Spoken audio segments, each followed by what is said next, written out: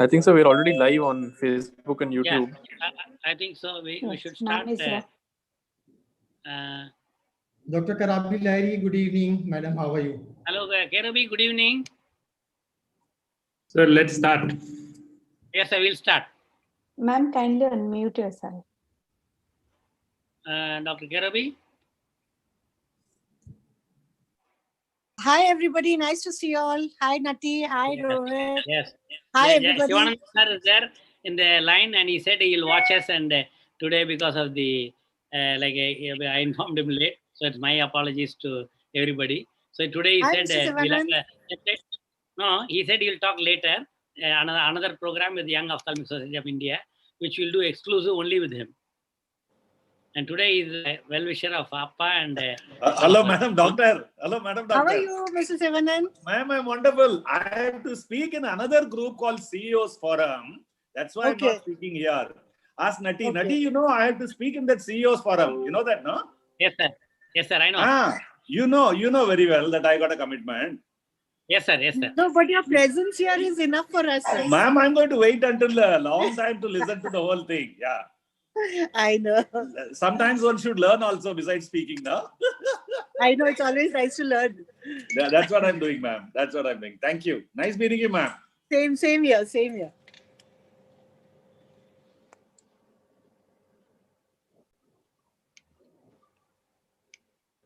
Okay. So, Dr. Mr. Handa, sir, and Mithali, can we start live? Yes, sir. Yes, sir. It's already 6:36 हो गया. Yes, Are we sir. started? Yes, sir. Should I We start can. Not with live the one. presentation? Okay. Yes. Good evening, everybody. And I take this opportunity to thank the good Lord, and I salute always Mata Pita Guru, and Guru is Dr. Badrinath, and Mitra Shivanandan. I'm happy he's here, and Deva, is last, but that's what I stand by, and I'm happy Rohit Shetty is with us. And with this, I just want to start the program. It is the 94th birth anniversary of my father, Dr. S Sundaram. He was born in a town called Kulasegarapatnam, which is surprisingly a very famous town for a specific temple called Muttumaraman temple, which is more than few hundred years. And I recently went just to see the temple and my father's house. And with this, I want to introduce our the president of Centaur Lab, who's our guest of honor, who's going to introduce the program. And I'm just sharing the screen.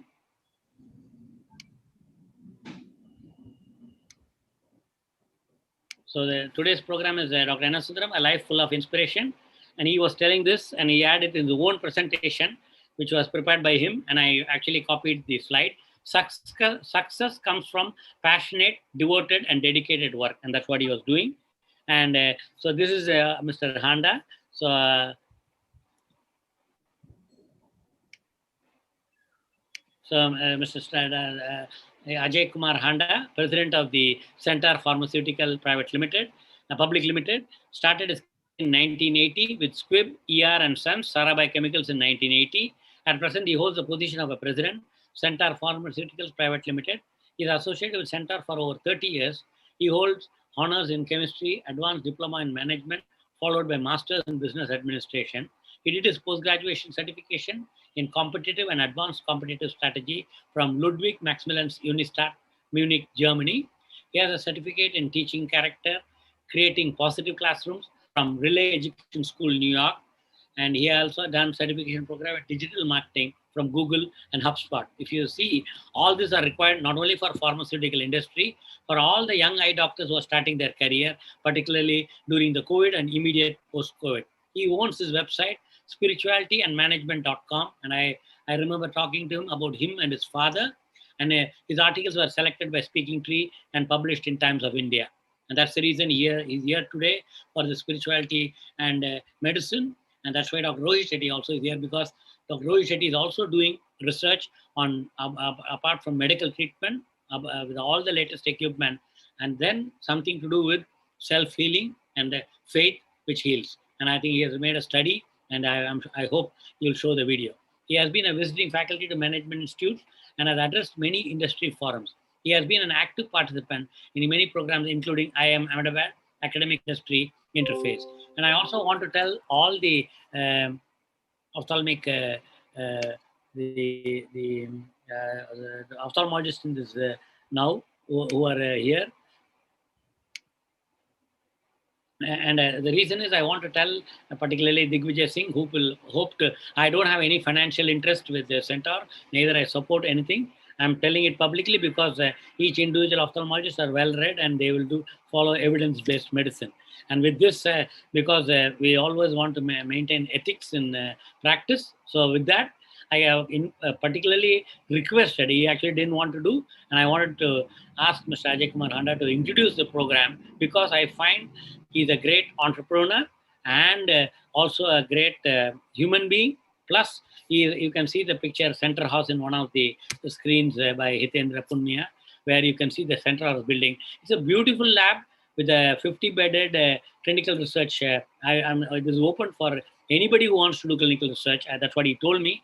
And I was working on a molecule with a company called Suction Life Sciences.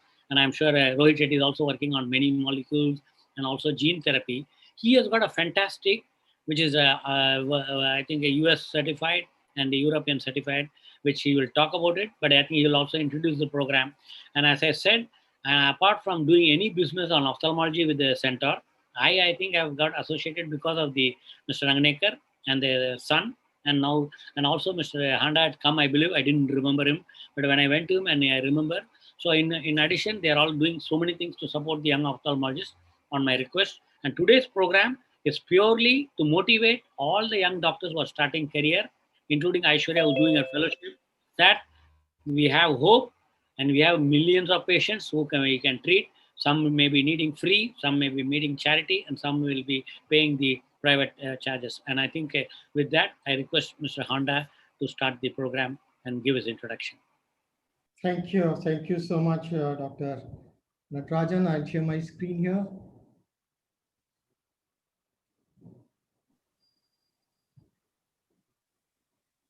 Is it visible? Yes, sir. Yes. First of all, we humbly pay homage to late Professor Dr. S Sundaram on his 94th birth anniversary for life lived in service of humanity, leaving rich heritage evident in virtues inherited by Padma Shri Professor Dr. S Natarajan, blended so well by his own endeavor beyond excellence and journey with him. This webinar on spirituality and healing is dedicated to him. And I have to thank Dr. Natarajan for the trust he's reposed in me to introduce the subject, and God help me to do justice. In fact, I have no words for Dr. Natarajan. I don't know how to describe him. His personality is beyond my grasp. I cannot fathom how does he fit in so much in a day. His interests are diverse, and he is an inspiration not only to the ophthalmologists, but to all of us. His every minute is value addition to the world. I am also a great fan of Dr. Rohit Shetty's presentations and talks. I've heard him so many times. He's very articulate, a lot to learn from him. He's a great orator. Dr. Karabi Lahiri carries a very vibrant aura around her. She's full of life and radiates positivity all the time.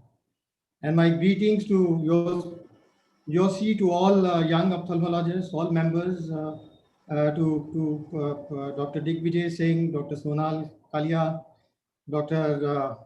Divakant Mishra, and Dr. Karan Bhatia, Dr. Nish Upadhyay, and all staff of Dr. Aishwarya from Aditya Jyoti. And my greetings also to my colleagues at Center.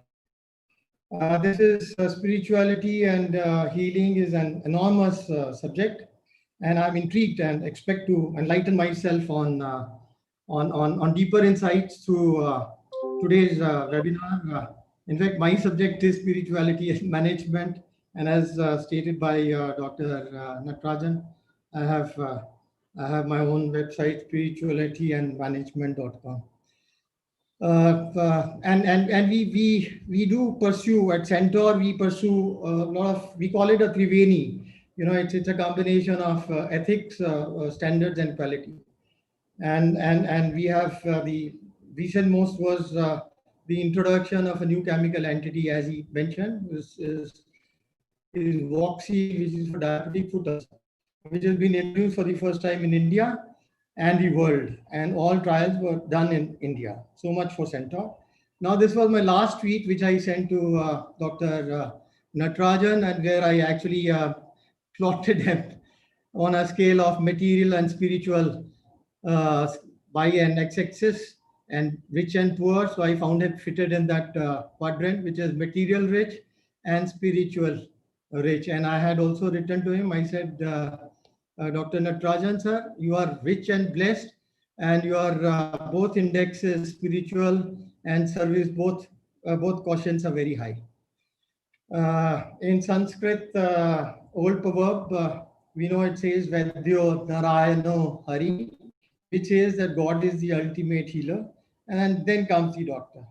And actually, if you look into the names of the premium institutes in India and the world, Narayan Netrale, Aditya Jyot, Shankar Netrale, all of them have that tinge of spirituality in them. It's no coincidence that today most of the hospitals have got a prayer room when you enter, and this is how the world is split between spirituality and positivity and despair and negativity. There's always a conflict, and we know of the story. And the wolves within us; these are the wolves outside. There's always a fight between the two of them, and we know the granddaughter was asking the grandfather finally which wolf won the battle. So he says, which wolf wins? And the grandfather says, the wolf you feed wins. And that's life is a balance between opposing forces. And the point of balance for every individual is different.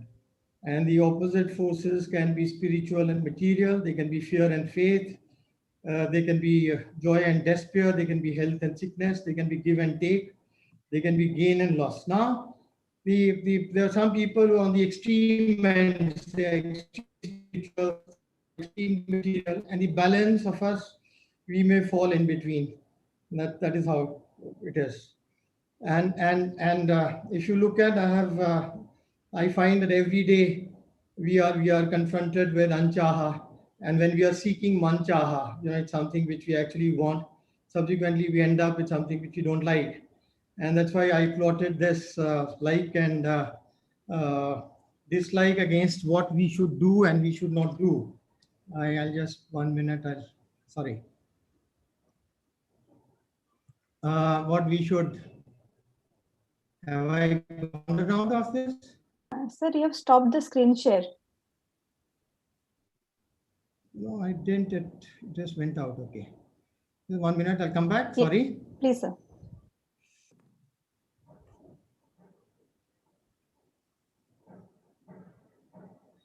Where is the screen share? Sir, down it is. Next to the chairs. You can't see it down? No, we cannot see it, sir.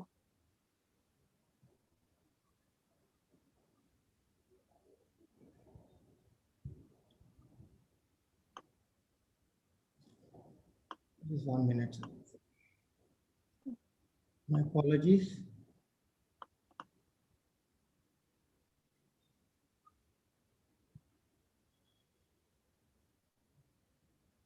Yeah. Can you now see? Not yet, sir. All Yeah, right. now it is coming. Now you can see it. Okay. So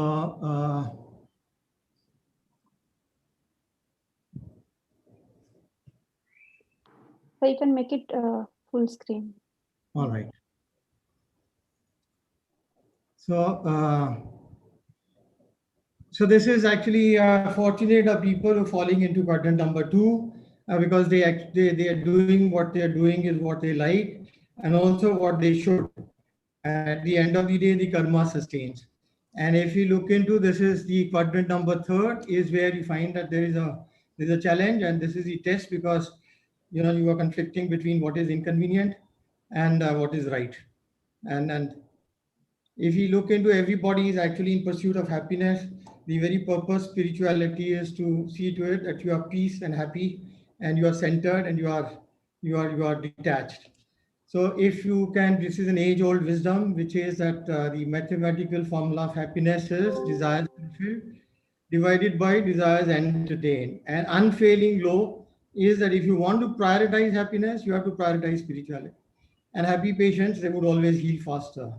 And the only method by which one can do this, if you want to increase the score and the index here, is that you have to increase the numerator and reduce denominator, and which is that you have to knock out some desires so that denominator becomes smaller, or we can replace the desires entertained with the one which can be easily fulfilled.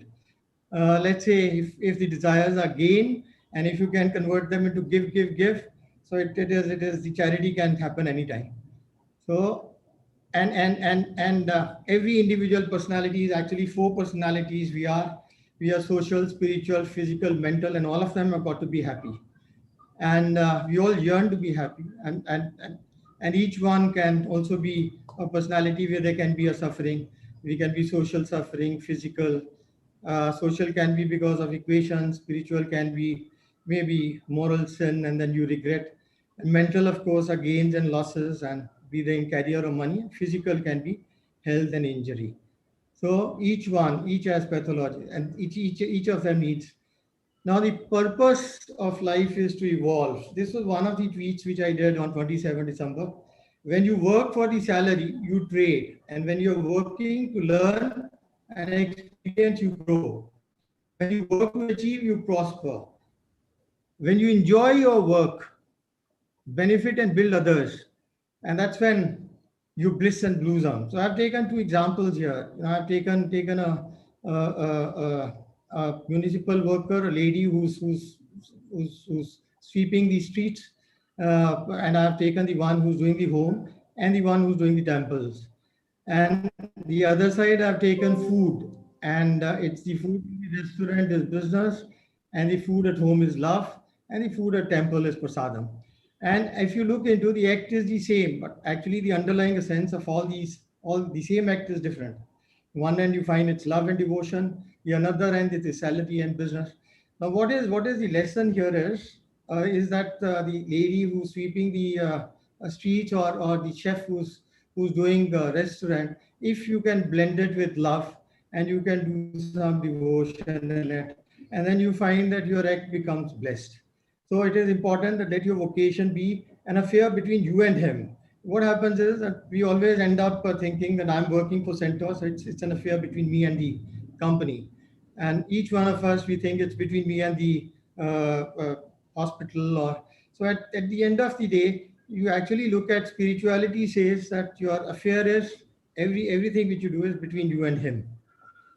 And if that be the case, your act takes a different dimension, and it's a different pedestal altogether.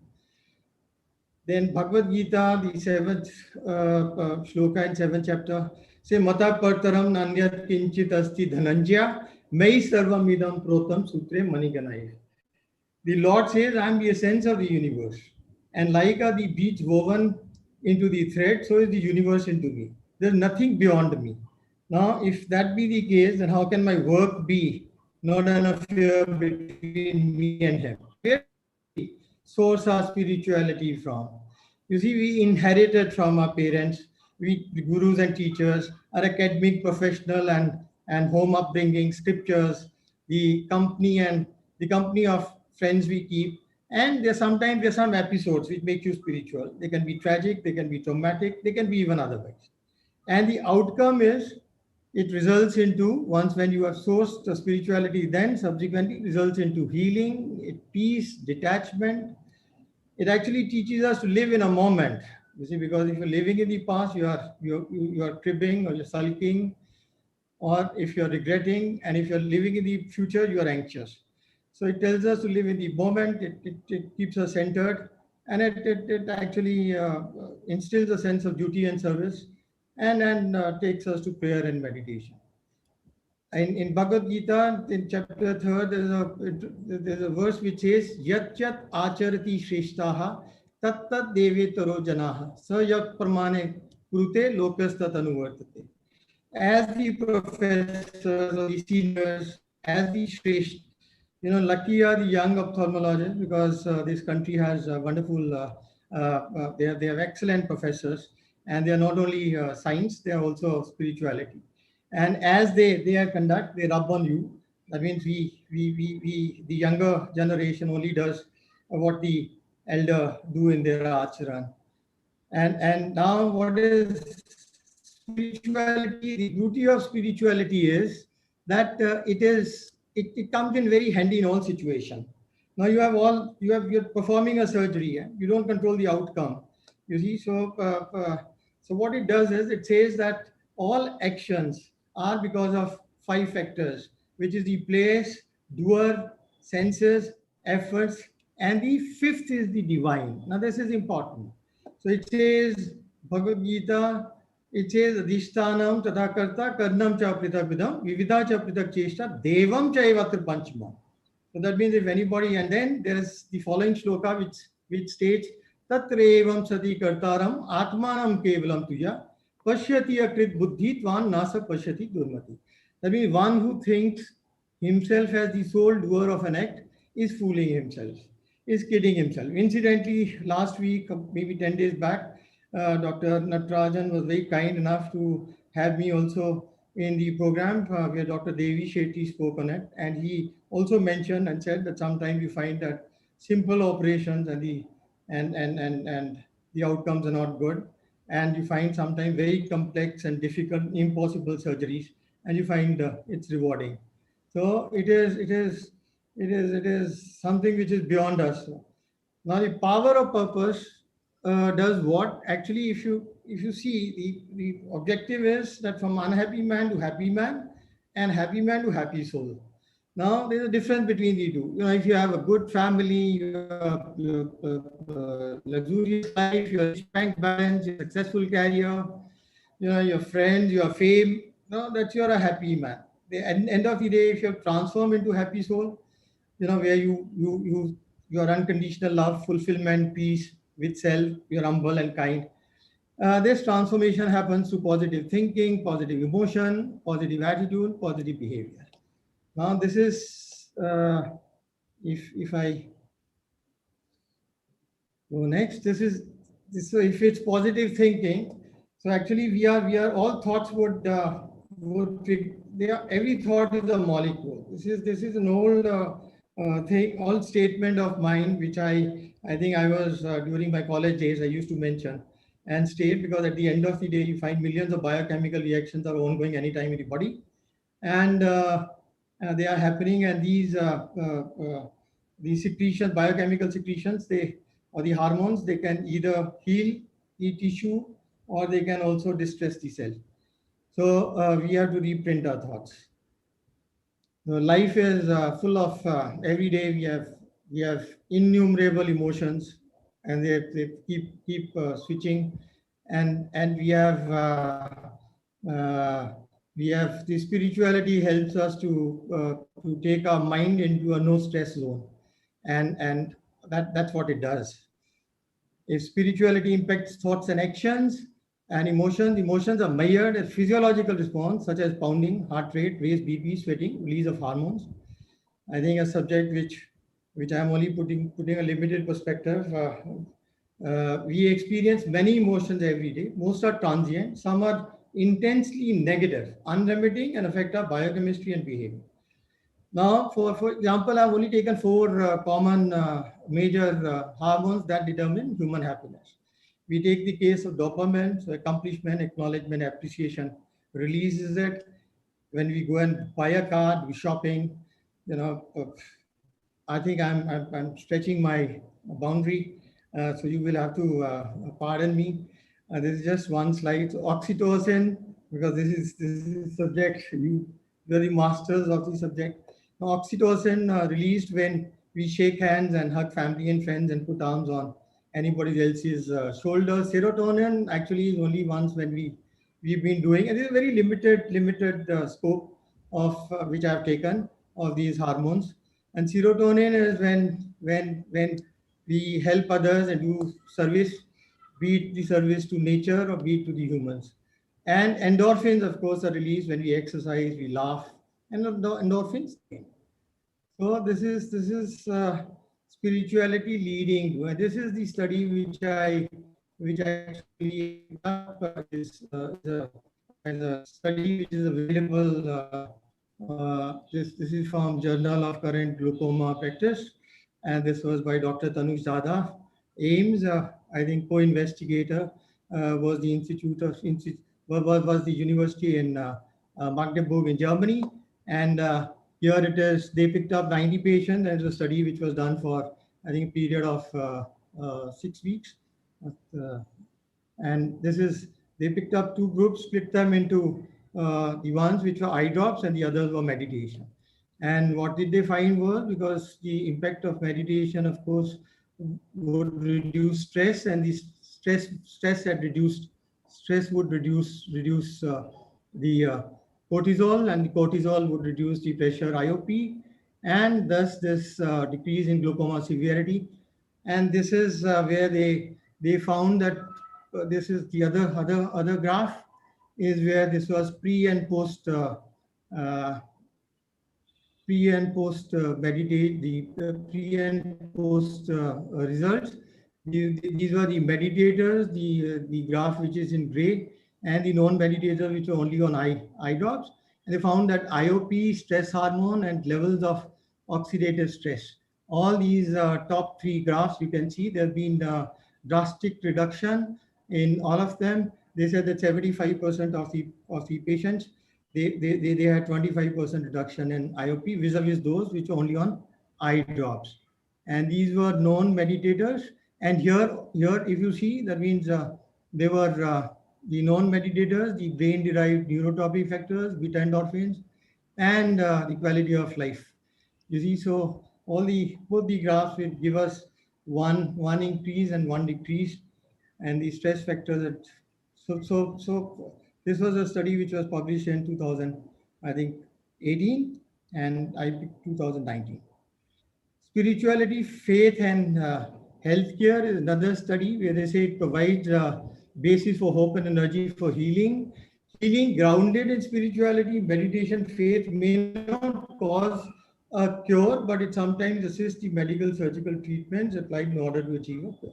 And sometimes the healing power of spirituality and faith is the only available explanation for cure. And we know this as a placebo effect. And spiritual or compassionate care involves serving the whole person, the physical, emotional, social, spiritual. Such service is inherently a spiritual activity. Helping, fixing, and serving represent three different ways of seeing life. When you help, you actually see life as weak. When you fix, you see it as broken. And when you serve, you see life as whole. Fixing and helping may be the work of ego. Service is the work of the soul. And maybe that's why it is called as healthcare services. And then since I mentioned that you have got all the time, you're busy with your ophthalmologists and the doctors are busy with patients. You had the earlier patient who just left and the new patient come in. So maybe the complex case in the past and the difficult patient. So the Zen story says you have to learn to let it go. We know the story of two monks. The lady comes and seeks help to the river, and both monks, they glancing at each other. The elder one picks her up and drops her the other side of the river. And the younger one then says that I thought we vowed not to touch a woman. So the older monk says, I set her down on the other side of the river long back. Why are you still carrying her? Spirituality helps you to do what is right, live in the moment, detached. And detachment is by itself a great healer. And what the story says is that we should let go of every patient in the clinic. I think you are absolutely fresh, new ophthalmologist, as if this is the first patient who's come in the morning. Now, finally, if you look at what has happened from the first chapter to the 18th chapter and how many interventions must have happened to change the state of mind. In the first chapter, he's sulking, Drishtva imam svajanam kishan jujutsum samupastitam siddhanti mam gatrani mukham cha parishushati. And that's the state. And finally, you find that 18th, he says, Nashta moha, all my delusions are gone. Smriti labda tvat prasadat me achut, sito asmi gat sandeha, karishe vachnam taf. He says, now I have complete clarity. And as a metaphor, consider Arjuna as a distressed cell in the body that suggests spiritual engagement with the patient to heal. And as I already stated, sometimes the healing power of spirituality and faith is the only explanation for cure. And finally, the iconic and the ultimate pursuit in spirituality, well, the verse which says Karmane Vadikaraste Ma Phaleshu Kadachana Ma Karma Phaletu Bhuma Sangvastu Karmani. Your right is to duty, no fruits thereof, but do not embrace inaction, no reward. I think this keeps us happy, and I find great solace in this verse, and I practice it. And thank you so much. I thank you for giving me the opportunity. Thank you so much. I take away my slide. Thank you, Mr. Handa sir. I think, yeah, I hope the all young ophthalmologists will like it. And I think we will, during the panel discussion, I think they will ask you questions. Now I'd like to introduce Dr. Rohit Shetty. I know everybody in this audience and in the public, they know, but I'm just, I would like to, I prepared something. I thought, I know everybody would have read.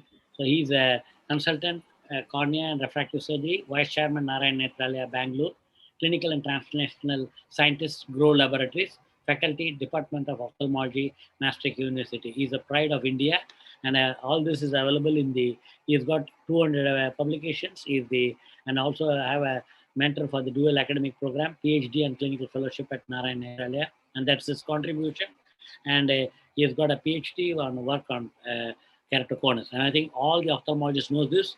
And he's got Colonel Rangachari Award in the All India Ophthalmic Society, which is very prestigious. And then later, he's got the Kasbah Award for outstanding contribution to refractive surgery by the International Society for Refractive Surgery. And I'm happy I was there in that same hall. And so happened I met Amar Agrawal and him outside the hall. I hope Rohit remembers that.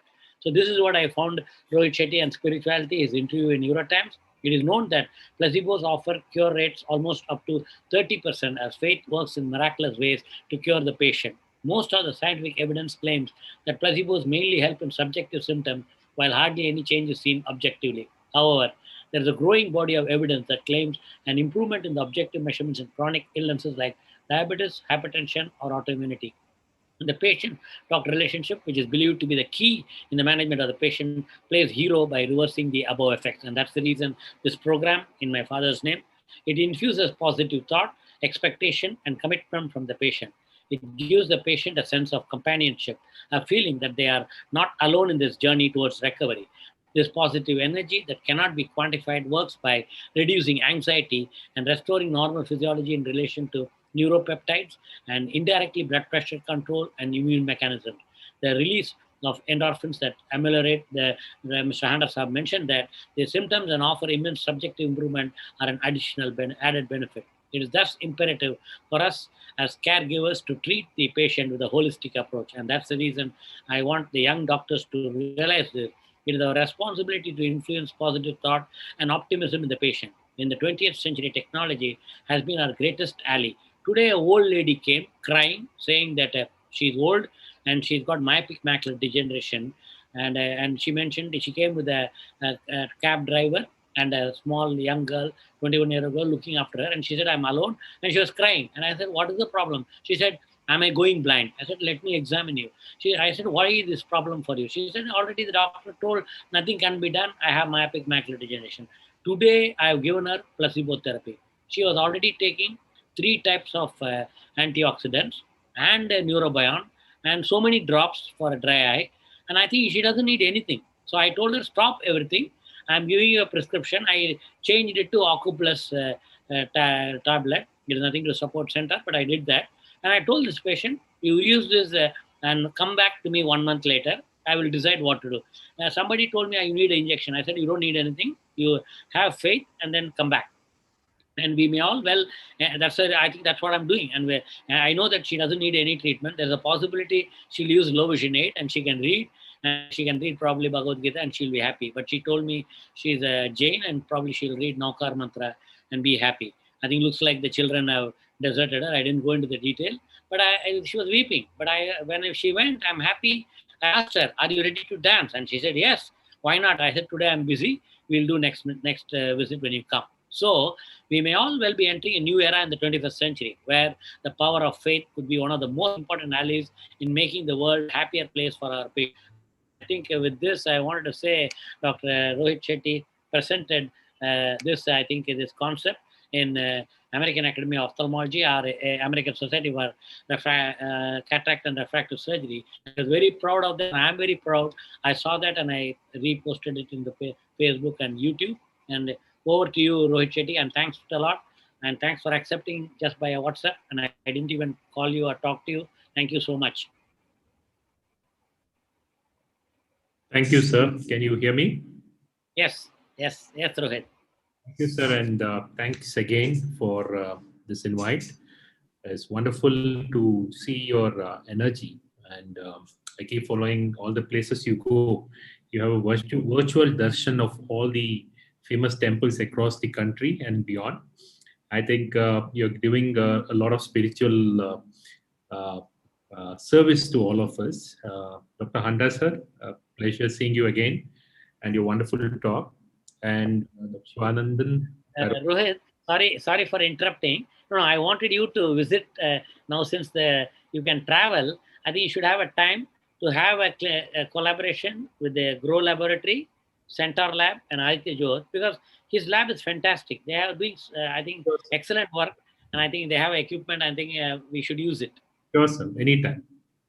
And all the YOSI members, very proud of what you guys are doing. My talk today is spirituality and healing in ophthalmology. I dedicate this talk to Professor Natarajan's father. I had the honor of meeting him many times during his conference in Sundaram, and also dedicate this talk to Archie. What you really showed in this brief time you used to post about her is how a young person, young means it's not the age. If you're younger by 1 year to your elders, you still become younger. How you should take care of your family and how you should love your parents or grandparents or anybody. I think the lesson you showed with Archie and your parents are really a lesson all youngsters should follow. And I think that has got more value than what I'm going to speak today. I thank you for all that values and keep doing it as much as you want, as long as you want. And we are all as silent observers to it. I will start my talk. I have a 15 to 20 minutes talk on spirituality and healing in ophthalmology. Fortunately, I have no financial interest in this subject. So that is a good thing. So I don't need to show any financial disclosure. When you get a topic like this, which you did mention in the AO and many places, I've had a brief, I had the honor to present our work, is people talk whether this is connected in any way. So taking a lead from what Ramana Maharshi said, if your mind is active, every solitude becomes a marketplace. You know, it's a demon's there. And there's no use closing your eyes. Your mental eye is what you need to close. Just a few days back, this was the birth centenary of celebration of Vivekananda. There are two people whom I'd like to connect in this talk. They're classically very well connected. One is a spiritual master. The other one is a scientific master. Nikola Tesla, and you hear a lot of Tesla because of Elon Musk virtually believes that he was the greatest scientist alive. There's a debate on it, whether he was better or Thomas Alva Edison was better. They always had a very long and very bitter fight till the end. So how did they meet? This story of meeting is very important because how they met actually brings in the flow to my talk. When Swami Vivekananda went to Chicago for the World Parliament Religions, and he was invited, or I don't know whether it was the same time or the different time, he was invited to a play in French about Aegis. The play was by Sarah Benedict. The play was about, I mean, it was more like a more like a teaching of Buddha, but in a different format. Aizil is a damsel who comes and tries to seduce Gautam Buddha. And he, being enlightened, he doesn't get seduced, and he gives her a sermon about life. And that is the whole thing about Aizil. And Vivekananda, Swami Vivekananda was there, and so was Nikolai Tesla. And both of them did not know each other well then. After the play, one of the directors of the play recognized Swami Vivekananda and called him to her room and was discussing. When they were discussing in that room, Nikolai Tesla also happened to know the director, and he just walks in and sits. So he was just listening to what was happening. Imagine a pure man of science who brought the AC current and all the concept of current and electricity, sitting and listening to this, the Eastern concept of religion and spirituality. It must have been a very complex talks. But Nikola Tesla was a man who was wired differently. And even though traditionally you would throw this out and say this is rubbish, and he would not even bother about a saint, and he would just go on with his work. But this is a very important point of all great innovators. This is what our youngsters should know. Even though you're not interested in something, it's not your part of life, you still put in a lot of questions, and that questions was given to Vivekananda, and they answered, and the rest is history. And after that, Nikola Tesla dedicated a lot of innovation to spirituality and a lot of Vedas, and you know about it. That's a different chapter.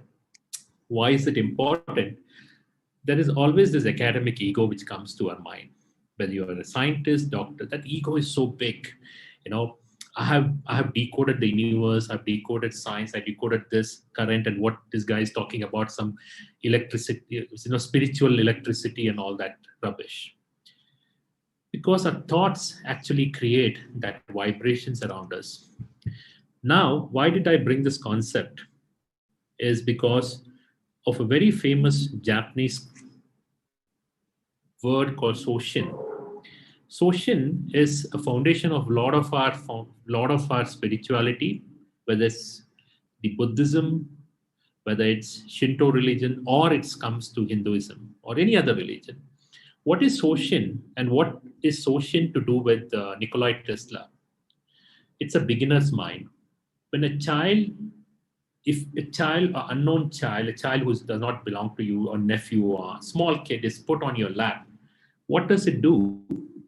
It is not trying to judge you, but not trying to look at how good is your perfume or how bad you're smelling, or it's just trying to look at you and trying to understand you without, as though you're seeing you for the first time.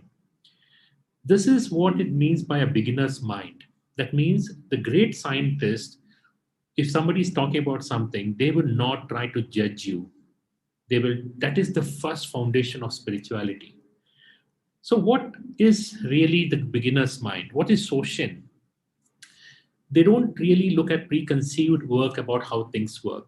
At that point of time, Nikola Tesla was not looking at his Vivekananda's dress or his talk or his scientific knowledge, which is bringing spirituality. He was looking at it something new, like a baby sitting and looking at somebody talking, whether he understands or not, different. Once you feel that there is something exciting, then you go more deeper, and then curiosity, and that opens the new possibilities. How do they achieve it? Is Soshin a form of meditation? It's not a form of meditation. It's not a form of ritual. It's not a form of yoga. It's a form where you have to direct your present mind to the present moment. That is something which is very difficult to a lot of us. And this is what we call as the mindfulness. This is very important today in today's context, because last year we were full with multiple things. The mind was not, it was filled with things which is scary, pain, despair, and unwanted stuff. A child's mind is actually filled with the present moment. what is present moment? It's about awareness, about everything which is happening around you. The present moment is if Professor Natarajan is drinking the juice or coffee, whatever, he is in that present moment about how that tastes from the time it goes from his lip to the throat. And that is the moment which many of us and all of us don't forget, because only some part of a brain gets excited when you're trying to do some work. And most of the time, a lot of unwanted jagran keeps happening.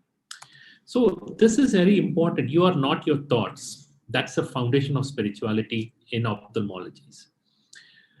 You are mean to me. I'm scared. I'm so hurt. Everything is about your thoughts. And in your thoughts, there are two things. Subconscious mind, whatever I'm saying it's science. So it's all there in neurosciences, neurobiology science. 97% of the time is subconscious. That means Professor Natarajan or me drinking this coffee is at a subconscious level. We assume that we are tasting it, but it's the subconscious mind we're tasting, not in the subconscious mind. So when you talk about somebody who's spiritually evolved, that person is always in the conscious state of mind. That is what is meant by this meditation. So for all ophthalmologists, this is something which is very important about mindfulness meditation. And this is not something where you take off for half an hour and do it. Just when you're sitting, just be aware of your posture you sit. There's a lot of people sitting and listening to me. For a second, for the last 20 minutes, 25 minutes, have you thought about how you're sitting? If you're not, then you're not in the mindful state of being. Just for a second you sit. You may be sitting in a very vague posture. We don't look at our breath at all. People say when you're stressed, just count your breath. That's because you're bringing yourself to the present moment. And whole thing is about repeating this. I have this whole video. I'll share it in the group, or I'll share it with Dr. Natarajan, which talks about all this, which the Professor Natarajan spoke about in that AO. So meditation is not what you think. It's not that you have to do some meditation or spirituality. It is about your day-to-day work. Like I said, if you're drinking a coffee, the feel you have when you drink a coffee from the first it hits from the time your lip when it goes down is very important. There are a lot of books around this. So how do we practice this in our clinic? This is your typical scenario. What is your scenario? You have a topography, or in my case, I'm a refractive surgeon. I have a topography. Natarajan sir may have a scan in front of you. And we do an examination. When we examine, the patient is thinking about something. I'm thinking about something. And ultimately, we miss, because most of this thing is in the subconscious mind. After practicing 10 years, you exactly know what you have to do with the patient once you see this scan out here. You can totally disconnect. This is Dr. Professor Mr. Handa said, and everybody keeps talking about it. But how do you bring this conscious and subconscious mind? The simplest thing, which is again he mentioned, is it's very difficult when you have a bad patient, tough patients who create problems to you. You carry on that baggage to the next patient. So most important thing is observe your breath, your breathing in and out. When you are stressed, it need not be in your outpatient, and you're having a problem in your house or with your parents or your husband or wife, whatever. That breathing in and out is in every known spiritual masters have given this. But what is so important, what is scientific about this? This is what I was very keen on. What is so scientific about breathing that every master keeps it? What is very scientific is, take for example, this again I mentioned about different things around in your room, and even in your OT. What is really important about breathing is when you breathe, all of us breathing now, if we are alive, when you are breathing, we are all doing it in your subconscious state of mind. And subconscious state of mind is, remember that slit lamp thing, I'm in the subconscious state of mind because I know what to do with this patient. I'm not bothered about things which I feel is immaterial to me, which is wrong. When you observe your breath, suddenly you go into the conscious state of mind. So why is it important? Subconscious state of mind is like your hard drive of all the wanted and unwanted things loaded inside. If something has happened bad, your mind is always in the subconscious mind of a previous complication. That's what I said. When you operate after a complication, you are in a subconscious state of mind. You will always be thinking about making an incision which is wrong or making something which is wrong, because you are doing from a subconscious, and it will end up being wrong. When you breathe in, when you observe your breath, suddenly you become conscious. Conscious state of mind is state of awareness. What does it tell you? Suddenly it tells you that you can do it. You don't need to go back to the past experience. Just look at the present one and start working around it. And that is what scientifically it has been said is the most powerful thing, is to come to the present. When people say present, it's a conscious state of mind. And I tell this to all my fellows, everybody, if you are in the OT and if you have a bad, then just for a second, breathe in, breathe out, feel the air in the OT, feel everything, feel your feet on the ground. It may look silly. When you feel your feet on ground, feel the air in OT, and feel everything around you. What does it mean? That you're coming to the state of consciousness. When you're not feeling anything, when your feet is not, you're not feeling it on the ground, and you don't breathe, when you're not consciously breathing, where are you? In your subconscious mind. Then I will think about 100 things, which is totally ridiculously unimportant at that point of time. So breathing is the greatest spiritual knowledge for an ophthalmologist. Conscious breathing. And that is what I feel everybody should follow, irrespective of where you're doing. And you don't need any great place. You don't need a divine master to teach you just these things. When something goes wrong, remember this, you're not praying. Of course, you can pray. But praying again goes to subconscious mind. You pray the God you want. You were seeing something. This God brings me luck. This God doesn't bring me luck. That is again subconscious mind. In the conscious mind, you are only looking at these things, and you're not looking at anything. Which God gave me what, at what time, and whom I should go and do my manat and all that. So that is very important, and that is the power of this. And again, I'm coming to this. In the days when you are not okay, when you're not fully stable, and your mind is terribly clouded with so many emotions, just practice this in one day. Mindful drinking. Dr. Natarajan showed he was drinking something. Remember picking the glass up, holding it in your hand, and then smelling this, and then slowly drinking this with the smell in, the aroma in. We don't do this. We just pick. That's it. Something goes here. Some taste buds are kicked off. That's over. That's not mindful. Mindful is about everything. That feel of aroma, the feel of it. Whether you like this, whatever I'm drinking or not is different. And think breathing is very important. Doing one at a time.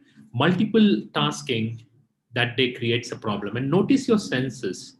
This is the most powerful thing. Notice your senses means when you're sitting now, all of you, when you're sitting, just feel how your feet is on the ground. What does it feel? Does it feel cushion effect? Do you feel there's some irritation? I mean, you don't know, because a lot of things just gets, the brain just pushes it down. Mindful eating is very important. Deep listening. Many times, you listen what you want, but this is what a mindfulness, this is my greatest mantra of spirituality, according to me. And mindful walking. Whether you're walking, when you're walking, just try this. When you're doing, just one day you try this, you'll realize how powerful this is. And bringing attention to your body, like all this anyway is going to bring attention to your body. And this is what we've been practicing before the COVID times in our hospital, teaching our doctors, because that's what they want. And science for mindfulness, I'm just going to go very brief. There are two networks in our brain. And this has all been worked on neurobiology, central network and default mode network. Central executive network, when you think positive, if people are taking it in a positive one, all the people listening to me, if they believe that this works, then if I do a fMRI, this is how it would look. the positive thoughts have a different flow altogether. And if some people think that this is something which is terribly boring and this is never going to be used in my life, that's a negative thought. And more of default mode networks start firing. What happens is this changes your consciousness totally, your personality completely changes, because these are all brain circuits. These are not just mumbo jumbo stuff which is done by like a spiritual one where you can't find an explanation. This is all done to figure out, when you give a good thought process, what you get, when you get a poor thought process, what you get. And if you keep feeding these two things, and if the CEN is lesser compared to the default mode, you end up being a very pessimistic personality, a cribber, a person who disturbs others, cribs all the time. And this is something which is very important. To mindfulness training is to trigger positive thoughts. And this is from a video. This talks about how the mindfulness is. And and this is what happens to your meditation. When you do this mindfulness meditation, you increase the CN activity. That means you build up the CN. When you have a CN activity, all that hormones which Sahanda showed works exactly the way he want. This activity increases when you play, when you have with your dog, when you enjoy somebody, when you don't talk gossip, which is not needed. It increases it. That is the power of CN. For an ophthalmologist, how does it really help? What it does is you build a better relationship with your patients. Your surgical outcome betters. It helped me.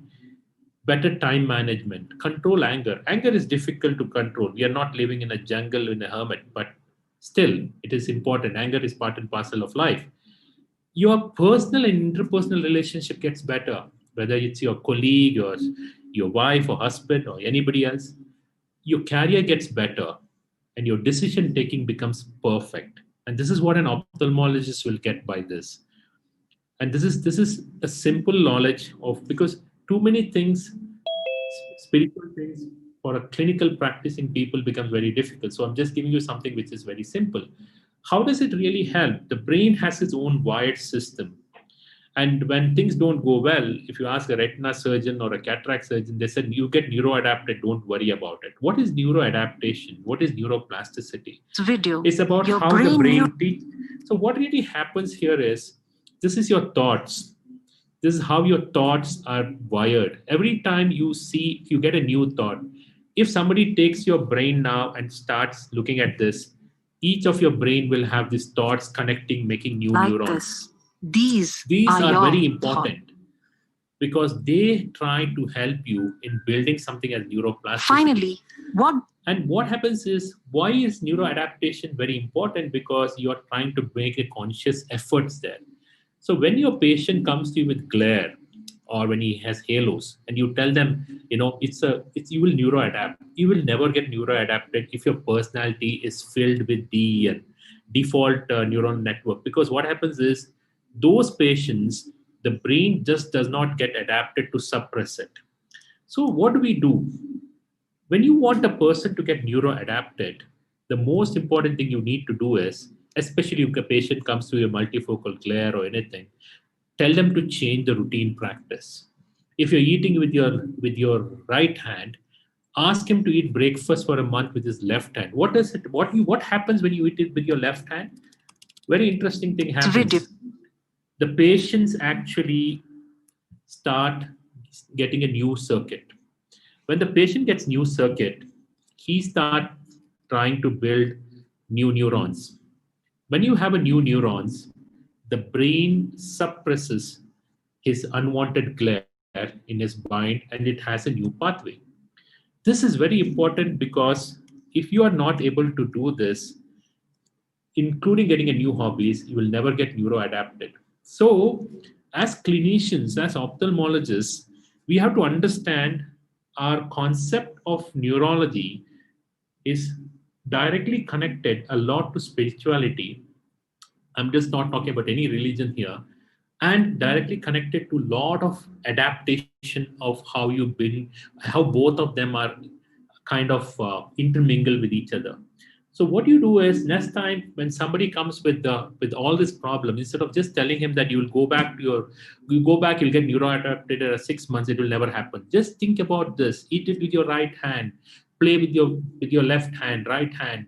You do your regular activities, change the furniture. If you're sitting on the right side of the furniture every day, sit on the left side. Your brain start adapting. Remember that circuit. You have a new circuit forming. When you have a new circuit forming, you will adapt faster. That builds your neuroplasticity. It is very important, especially for retina surgeons.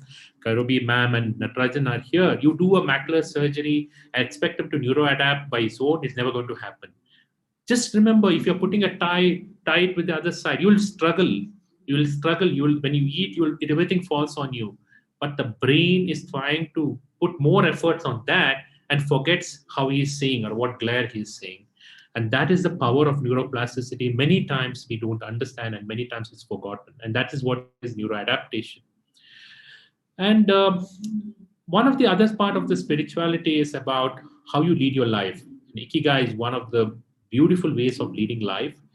It's all about, different things about how your life should be. And it's very, very practical during the COVID times.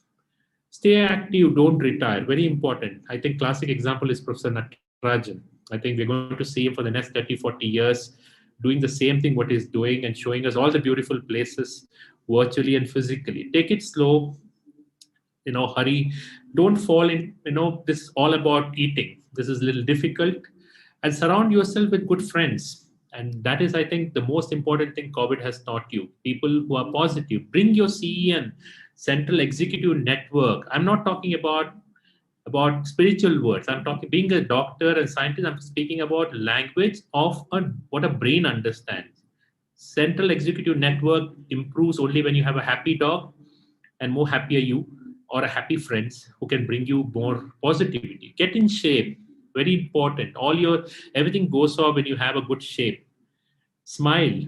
And shape is not to portray yourself in the Facebook or Instagram or in your meetings. It's get in shape is to see, when you see yourself on the mirror, you should be, that positiveness should be with you. That's spirituality. Whatever I'm saying is not a sermon of a philosophical language. This is all derived from philosophy of different. Ikigai is not just the Japanese one. It's just written in their language. Reconnect with nature.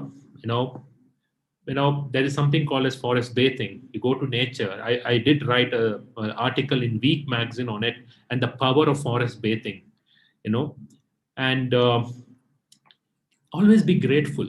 I'm grateful to I'm sitting here on this day, grateful to that. That gratefulness itself brings in a lot of positivity on all the if I just think, I don't know how many people are sitting and listening, what am I doing on this day? That is my DEN network. It keeps happening and I become completely, I go into that zone and live in the moment. This is mindfulness. Stop regretting the past. COVID is over. All of us are getting vaccinated. What happens to vaccine, whether we survive, become chimpanzees in 10 years, I think only God will. So we really don't need to worry about it. And that's your Ikigai. And there's passion in everybody. I don't see that, even an ant, I think, has a passion. I mean, every ant takes if you look at how they take the small bits of sugar, they have their own USP of how they take it. The ant never follows anybody. So it is very important in this short term, what I said, it is very important to merge science and spirituality. That's why I go back to what I said with Nikola Tesla and Vivekananda's story. Keep your mind open. One of the biggest problems today, which I would like to say to a lot of youngsters and whoever is listening today, is there are a lot of guardians of people are become guardians. Okay, this is what you need to know and everything else is out of syllabus. The question is, who gives you the right to say what is syllabus and non-syllabus? People who are in the syllabus are the ones who become just an employees of Elon Musk or Steve Jobs. People who don't want to look at the syllabus becomes the bosses. So you have to take it very clear whether you want to be a boss or you want to work for somebody who has that out of syllabus concepts.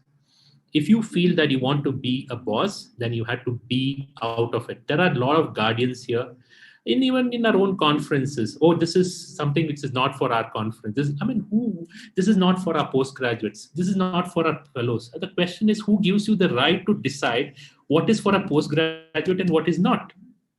Just because you are on a podium, you give it. That is going to be that you are killing the entire mindset of people. You would probably never, the world would never had a Teslas or Thomas Alva Edisons or millions of great scientists if they have listened to these guardians who said, this is what you have to think. First thing is you have to stop thinking. You have to stop following. You have to be your own. There's a very nice article on faith and healing. This is a very small part of my talk about placebo. I'm sure a lot of us would have got in the trial a placebo injection of whatever, Covaxin or Covaxin. I'm sure that will work equally well as the vaccine. You know why? In this article of NEJM, it says about what is placebo. Is it powerful? I'll come back to it later. We go to spiritual gurus. Why do they create that aura?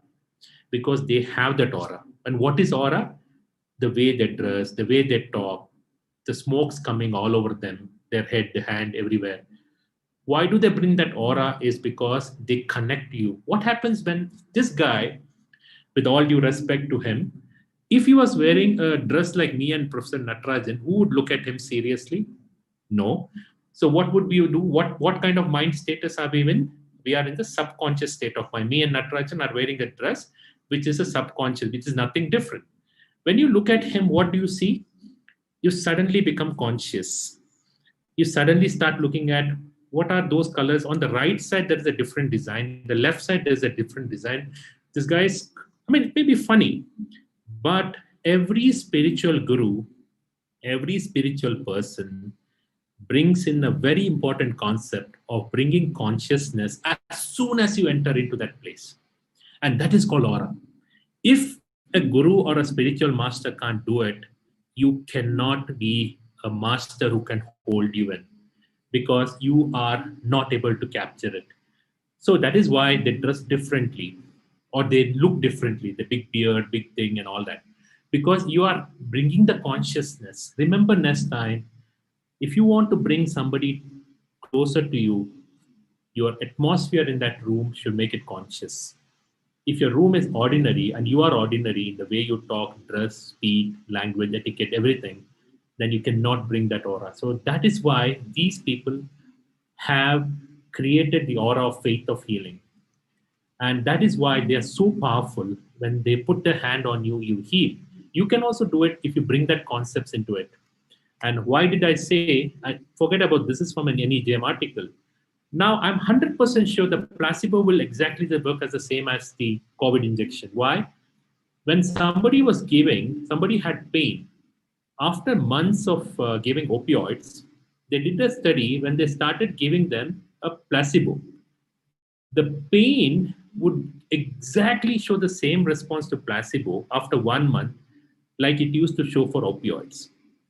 Because the patient was given a bottle with morphine written on it or whatever opioids written on it, and the brain has got adapted to it as the way of pain. So this is the power of the brain, and I'm sure the COVID also would work the same. I'm not going too deep into this, but there's something my wife, who's into, I learned a lot from her from all these aspects, had shared. It's about the different chakras of our physical and metaphysical state, which I'll not go too deep into it. So I sum up my talk in the last few slides. The most powerful spiritual guidance for an ophthalmologist is try to build your silence. The silent you are, the more powerful you are in the inside world. The person who speaks for everything, whether you want it or not want it, is the one who's going to be the most dangerous one. And I learned this from my chairman. I never seen him angry in the last 20 years, and I don't see his children have seen him angry. So that means you can be the best being never angry. And Dr. Natarajan spoke about Devi Shetty in the last. I've never seen him being angry. He may get angry, I don't know, but he never shows anger. So the most important thing is you may be angry, but if you want to be the best fighter in the game, Never show your anger anywhere. That's the greatest spirit. Silence and anger are the two important things for this. My father-in-law is the chairman, and my wife are two of my teachers from whom I learned a lot, and they are still evolving. This is taken from a retreat in Greece when they were part of Eckhart Tolle. If somebody has not read his book, I recommend everybody to read his book. The book is on the power of now, the most powerful book ever written, and one of the great spiritual masters. Whatever I just discussed, I plan to bring it up as a book sometime. And the book is going to be Science and Spirituality, and for doctors. And basically, and this is my wife's writing about every day about what should be written, and I bring the science part of it. And this is something which is very important in our life. I thank everybody. I thank my colleagues, and thank Dr. Pooja, who helped to make this presentation, because I just gave my flow, but making this presentation is a challenge. And we also made the same presentation was a video, which many places it didn't get accepted or got rejected, but I still find those videos are going to be very useful in years to come, especially in these troubled times. To sum up, it's the spirituality is not about praying. Spirituality is not about folding your hand and asking for blessings or forgiveness. Spirituality is about a way of life, how you conduct yourself in your practice and at home, and with a mindful mind. And that is what I would like everybody, especially the youngsters, if anybody is listening, to do it. Because if you do it, your brain has a lot of potential for neuroplasticity. If you start doing it, your brain adapts. Any habit you do for 21 days becomes neuroplastic automatically. So it is important that 21-day practice is very important in spiritual world, because it's how the brain becomes adapted. I thank Professor Natarajan, and I thank you for giving me this on this day of your father's birth anniversary. And thank you, the Centaur, for your support. Thank you a lot. Thank you, Rohit. And you mentioned about Eckhart Tolle, and because Shivanandan mentioned to me and Dr. Kalam. So you're muted, I think. Oh, I'm okay. Now, can you hear? Yes, sir. Okay. No, thanks for your lovely concepts and talks, and you demonstrate by actually giving always a talk like this. And Shivanandan always recommended to read about Eckhart Tolle, the power of now, because every time it's now. Whatever yesterday and tomorrow you mentioned, I think he read more. I think well-read man we have here, and plus also you mentioned about Tesla. Tesla attended a program which is so happened. I posted when I went to Vivekananda Rock Memorial. My friend Osmar Camilla from Peru said that Swami Vivekananda has met Nikola. He asked me who's Vivekananda. I said he Google.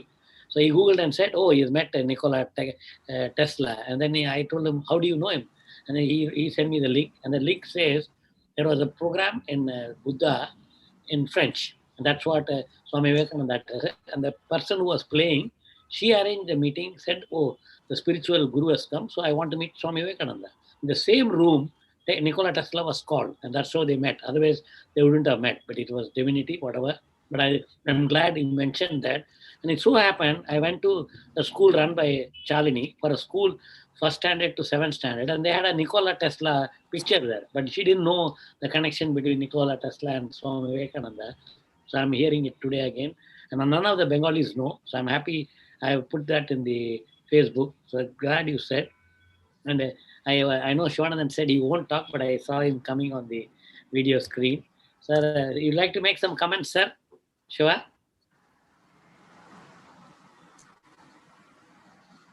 He's logged out. I saw him in there. He's logged out, I think. Okay. Logged out, I think. Oh, yeah, he was there in the screen when maybe by the time I said, okay, maybe. Thank you, sir. I know what many of you will not be seeing. Okay, so Kerobi and Mitali, Aishwarya, and Digvijay, I think I am. Should I cut short my talk, or should you want to discuss and then show my presentation? You carry on with it. Carry on, sir. Carry on. Carry on. Yes, sir. So I'll just share the screen. So I have Dr. Rohit Shetty mentioned about Archie. So I thought I'll just quickly run through Archie's slides, which I prepared for her 103rd birthday. And this was 1940 photograph when she was young. You can see her modern, the sleeves. And then this is what is the best photograph I have in 1963. She's carrying me, and that's an old car. I don't know the KL registration, which was in my father's friend's car. That's what I've written. So that was in 1963, just 6 years old. You can see me carrying. She's upright, erect, and as Rohit mentioned, she is always like that. This is my grandfather and grandmother is taken in the museum. And again, you can see right from my younger days, I followed my father wearing tie, suit, same thing I'm carrying continuously. That's my mother. And that's my grandmother. You can see her, all of them standing erect. And I think even when I'm being held by my mother, I'm also my brother that is there. And this is again, both of us wearing tie with my mother's parents. And this is the best picture I have. Unfortunately, anyway, I'm now taking care of this picture. That's my old house, which is 100 years old quarters in the government eye hospital where I grew up. And I'm glad. And this is my sister. And this is my sister and my mother. And that's my grandfather's 81st birthday in Kutralam with my grandmother. My son, Aditya, pulling something in the hair. And that's my grandfather. And you can see my son, my mother, my grandmother, and Archie. And you can see this is the 80th birthday. You can see me, Aditya bowing down. And that's my Aditya I'm carrying. Now Aditya sitting with my grandparent. This is the same where I started my career. You can see a tree, and below the tree, you can see on the nurse there. And I had a clinic, which is in 168D Vikaswadi. It's the backyard. You can see my that is a great grandson, Aditya, holding my grandfather. And Archie climbing the Mahalakshmi temple. You can see this was before her cataract surgery, and following cataract, I think about 2004, I think. She's got 6, 6, and 5. And this is we honored her in the early in 2015. And you can see with Dr. Badrinath, Mohan Rajan, Dr. Mrs. Badrinath, my grandmother, and her second daughter, that's my Chiti, and her daughter, Madhivanan, was there. And this is again Premraj, and everybody will know him, and Jayanti, my classmate. In her thing in Nalasopara, 100 kilometers from Dadar, I took her. I used to take her everywhere, and a lot of people used to tell, that's my son and my daughter with Archie. And this is, you can see my girlfriend, and she's putting a hand over me.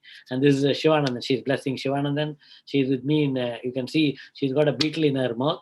And that's with the students, and that's their house in Tenkasi. And that's again in 2016, and this is in 2015, 75th birthday with my fellows from all the fellows from all over the world, including Dr. From Georgia, Tbilisi. And then this is in her house. You can see my parents' picture. She's giving me Ashirwad in her own house, and you can see the sister sitting. That's my father's brother's wife, and I took her in 2008 just to see. And this you can see Kero Bilagiri, Ravichandran, Dr. Radhika, Nikhil Thakkar, and my grandmother. And you can see Gudi Padua, we're celebrating. I bring toys to her, and that's my father and my grandmother. We planted a tree in her, my grandfather's memory, but we made her put her photograph, and we made this tree called Laburnum tree in Tamil Kondrai Maram. Which is comes in the Vishu during the Malayali New Year and Tamil New Year in April. And you can see I take her to the gym with Shivanandan. And then this is my best friend Geeta Gopalakrishnan being a traditional game called Pallanguli. And this is why I'm showing this is Dr. Rohit mentioned how I get endorphins, and I think how I get blessings. And this is doing a ballroom dance with me in the hospital.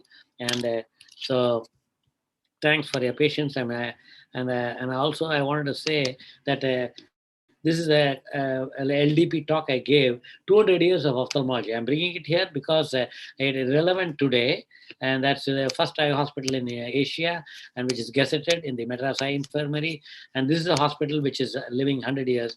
You can see the alumni, Dr. Badrinath, Dr. Danda, Dr. Venkateswamy, then Dr. A.V. Madanagopal, Dr. Ishwar Chandra, all illustrious who are no more from Maharashtra, and then my father and myself and my grandfather.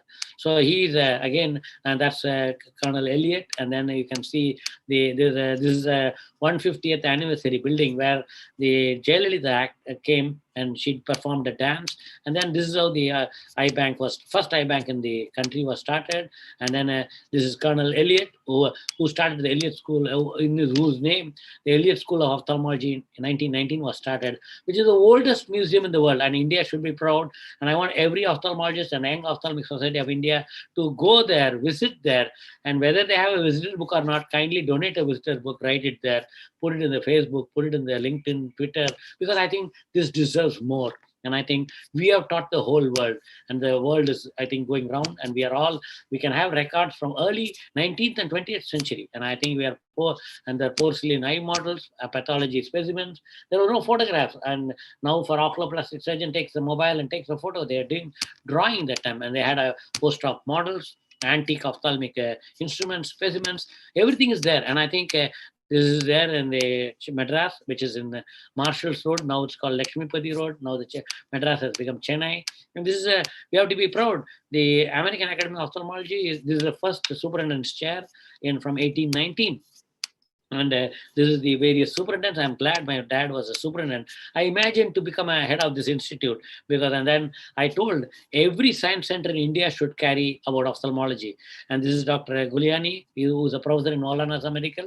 His classmate is Dr. Mahesh Sharma, whom I told every center should. They promised, but nothing is happening. And I'm glad 1930 All India Ophthalmic Society was started. 1953 IJO was started. And why I'm saying all this is we are working for the various things in all India, and now I think this is the original talk I'm going to run through, because I want panel discussion, because that's what I'm here. And I'm starting with again Achi, which I made a photograph, and this is thanks to her and thanks to the blessing. As I mentioned, he was born on January 19, 1927. I visited the Skolasekharapatnam, which is about 30 kilometers from Thoothukudi, which is the south port. We hail from the same family as Vayu Chidambaram, who bought the first ship. He was a retired superintendent of Government Ophthalmic Hospital and professor of ophthalmology at Madras Medical College. He was a philanthropist. He was a sportsman, coach, scientist and teacher, therapist. I'm glad these roles were played by my father, and I just told Aishwarya to prepare, and Dr. Radhika probably gave the idea. And this is the title they have given. He has conducted more than 100 eye camps, and no eye of any age is exempt from disease or injury. This is what is his term. When it is guarded, protected, and preserved, except when it's guarded, protected. So you can see he's sitting, and he told me, you may be a great retina doctor. So what? You may be a rich doctor. So what? You come to this Dharavi school and teach the students, he used to tell me. So this was a lecture given in 2006 in an ordinary school. I think they were almost a free school, and you can see the school man, Chaladurai, who gave a rental place to us. From 2005, I'm running this center. And this is a talk given by me on eye care for the school children. That too, whatever you call, not corporation also. This is a private free school. And you can see a student asking a question, because that's what my father taught me. And Dr. Badrinath also taught me that make sure the student asks a question. If they don't ask a question, they have not understood, neither they have not. You can see in the written there, Gandhi Memorial Education, that's the Matunga Labor Camp, and that's our daycare clinic. We called it S Center. That means Your Eye Solution Center. And thanks to my father, he was awarded several awards, and he got the Dr. G. Venkateswamy Award for Community Ophthalmology, and also Lifetime Achievement Award from Tamil Nadu Ophthalmic. Lesson learned, always give back to the society that has made you what you are, and charity begins at home. So he made sure that I do charity. And I was doing charity right from the time I came to Bombay. I did free eye camps in Mahalakshmi Temple and in Siddhivinayak Temple. That's why I have direct connection with the goddess and the god, and then also all over.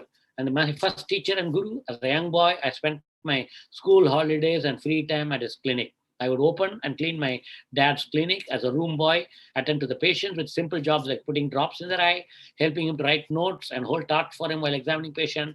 These were my first lessons in the world of ophthalmology. I also put torch when he was removing foreign bodies from the patient. And we used to make fun of that. What boy used to come to call my father when he was on duty. He taught me how to organize my files and certificates, something which has remained with me till date. I have maintained my certificates from 1963. It has become a part of my personality and a very valuable lesson.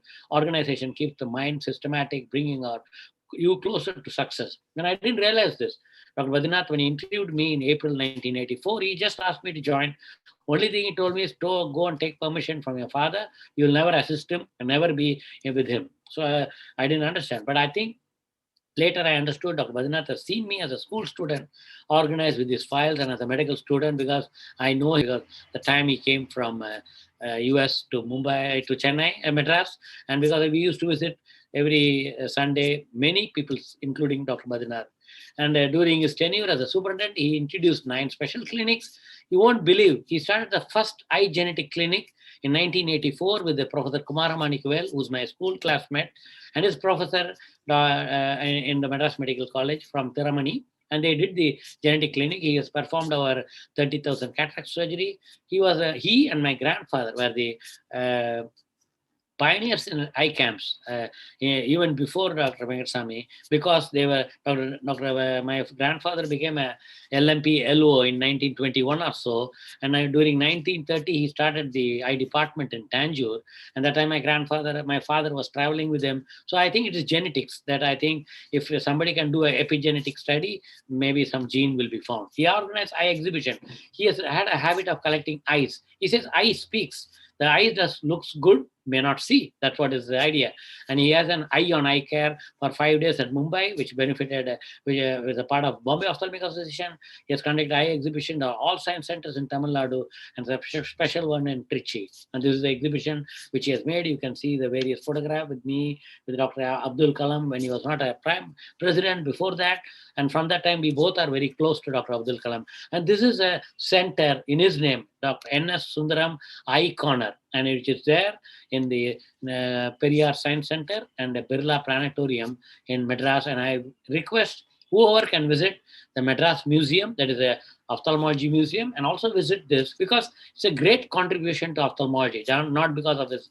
And he was an author. He's written several books in English. And the last Tamil book, he was released by Shivanandan.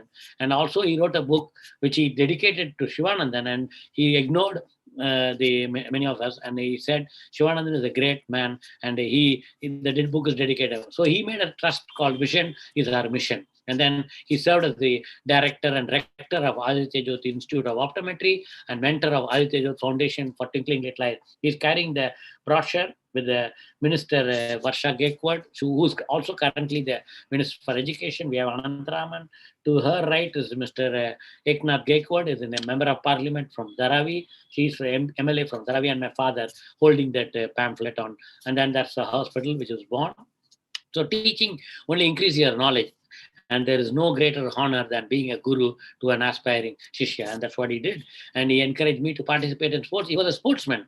Only thing is, he told me that if you're a sportsman, you'll fail exams, because he failed MBBS because he was a tennis champion. He used to go for tennis tournaments when he was representing state, as well as Stanley Medical College.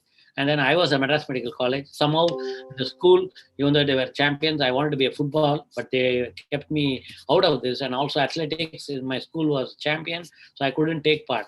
And so in the medical college, I wanted to be a 100 meters sprinter, but my mentor, Mahesh Kumar, was still my classmate, but who made me a long distance runner. So I was a long distance champion. So I was doing 10 kilometer running, 5 kilometer, 1.5 kilometer, then 4 into 100 and 4 into 400. I joined NCC. I was an air cadet, and I got a scholarship of becoming a pilot at 10 rupees an hour. But I think my mother took a promise I should not become a pilot.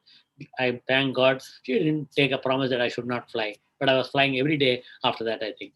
And a good sportsman can become a good leader, stamina and good physical health, and important compatriots in the long journey to success. He kept in the car, which I showed with my grandmother, Swami Vivekananda's statement, arise, awake, stop not until you reach the goal. From 1963 onwards, I'm reading that without knowing the meaning. Later, elocution competition, I read about Swami Vivekananda. My father's house was next to, we shared a compound hall with Ramakrishna Mutt in T Nagar, which was in the Doresami Road. And he was a therapist. Can you imagine? I was an introvert as a child. I was a crying child. I used to play carom board with my own father, cry because I lose the game. I used to play shuttle, I'll lose, I will cry. And I used to miss a pencil or a rubber, I'll cry. I still remember 3 girls. One of them is my classmate, Shanta Gopal, who's a neuropathologist, and she's still practicing in Chennai. And she took something, and then I lost it in the ground in Rajaratnam Stadium. And next day they came home, and I was crying.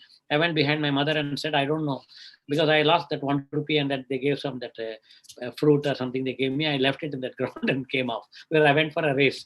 And so he actually arranged a school teacher, a teacher, only to teach me what are the exhibits in the museum, which is I think which is there in Pantheon Road. So I was so what do you call a guide, a tourist guide to all my relatives coming from Achi's village, my mother's village, that is Tenkasi, Pandapuli, Kutralam, LNG, Madurai. All of them, I used to take them around in Madras and show whatever I know I used to tell. So I think he was great.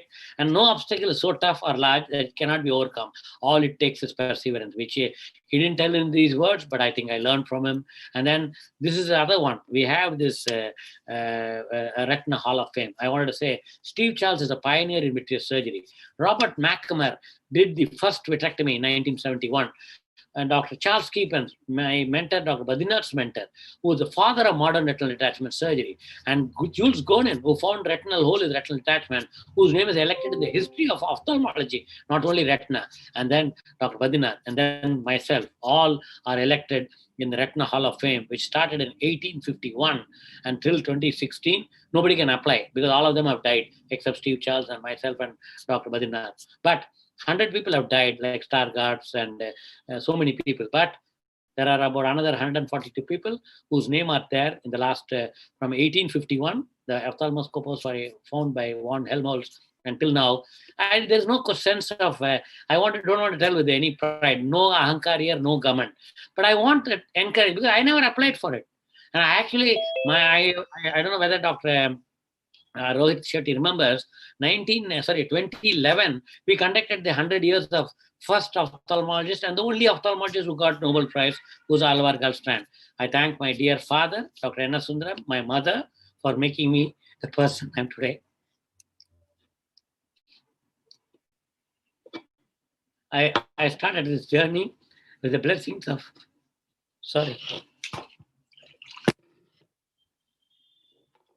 I promised I will not cry, but I've become emotional. I started this journey with the blessings of Mata, Pita, Guru, my friend Shivanandan, and God. Each of us has the power to fulfill our dreams. It only takes one person to make a wish come true, and that person is you. I dreamt of becoming an internationally renowned ophthalmologist in 1965. Because Mr. V.G. Panidas taught me the prayer that you make a dream as a prayer and tell that every night. So my prayer was, Naan or Ulaga Pugal Petra Kanmarthora Varavendum. That means I should become an internationally renowned ophthalmologist. And it has happened. And as Rohit said, I want to work. I thank Dr. Aishwarya Iyer, Dr. Radhika Krishnan, and thank you all for the patient listening. And I think I took more time. Thank you all. And I wanted to thank all the panelists, Dr. K. Robilairi, Dr. Ajay Kumar Handa, Mr. Shivanandan, and Rohit Shetty.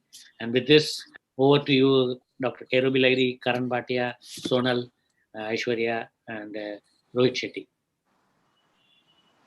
I'm sorry.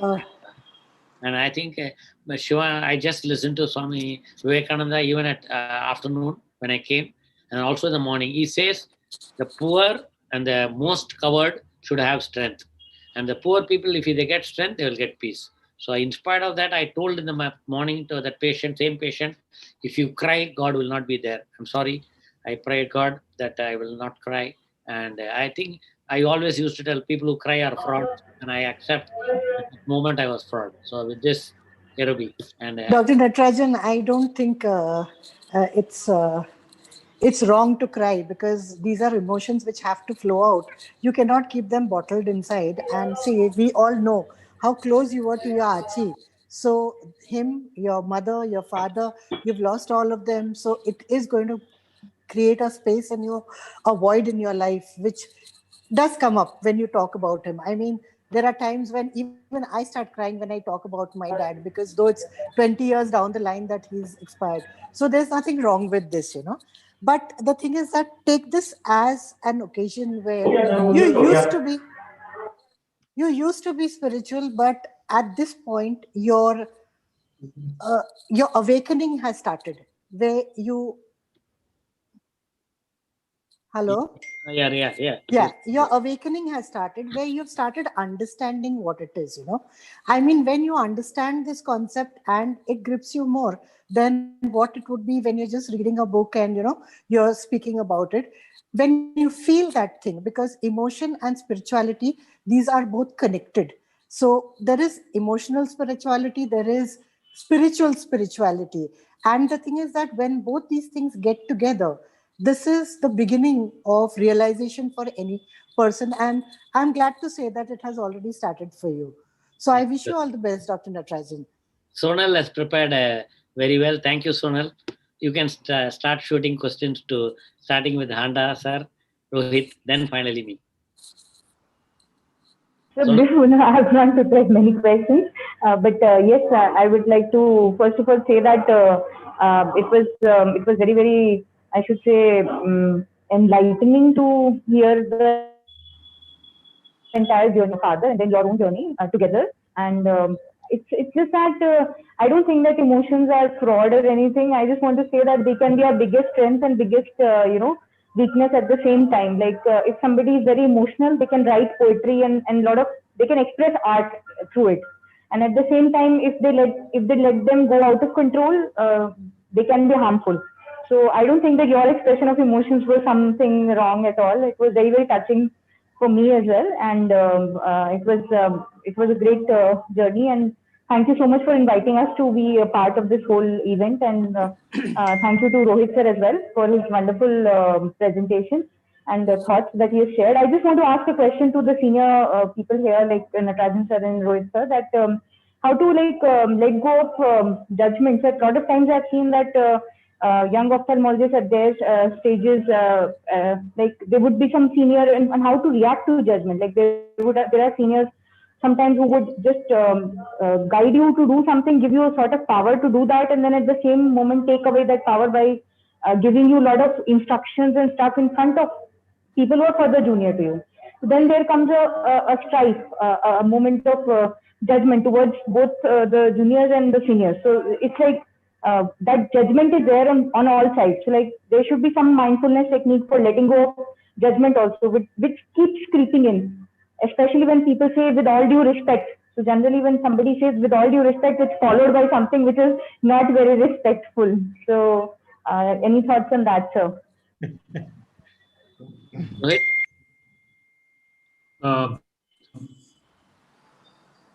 One of the ways of letting go judgment is to make your own judgment on somebody and not go by the preconceived judgment of your colleagues or your friends.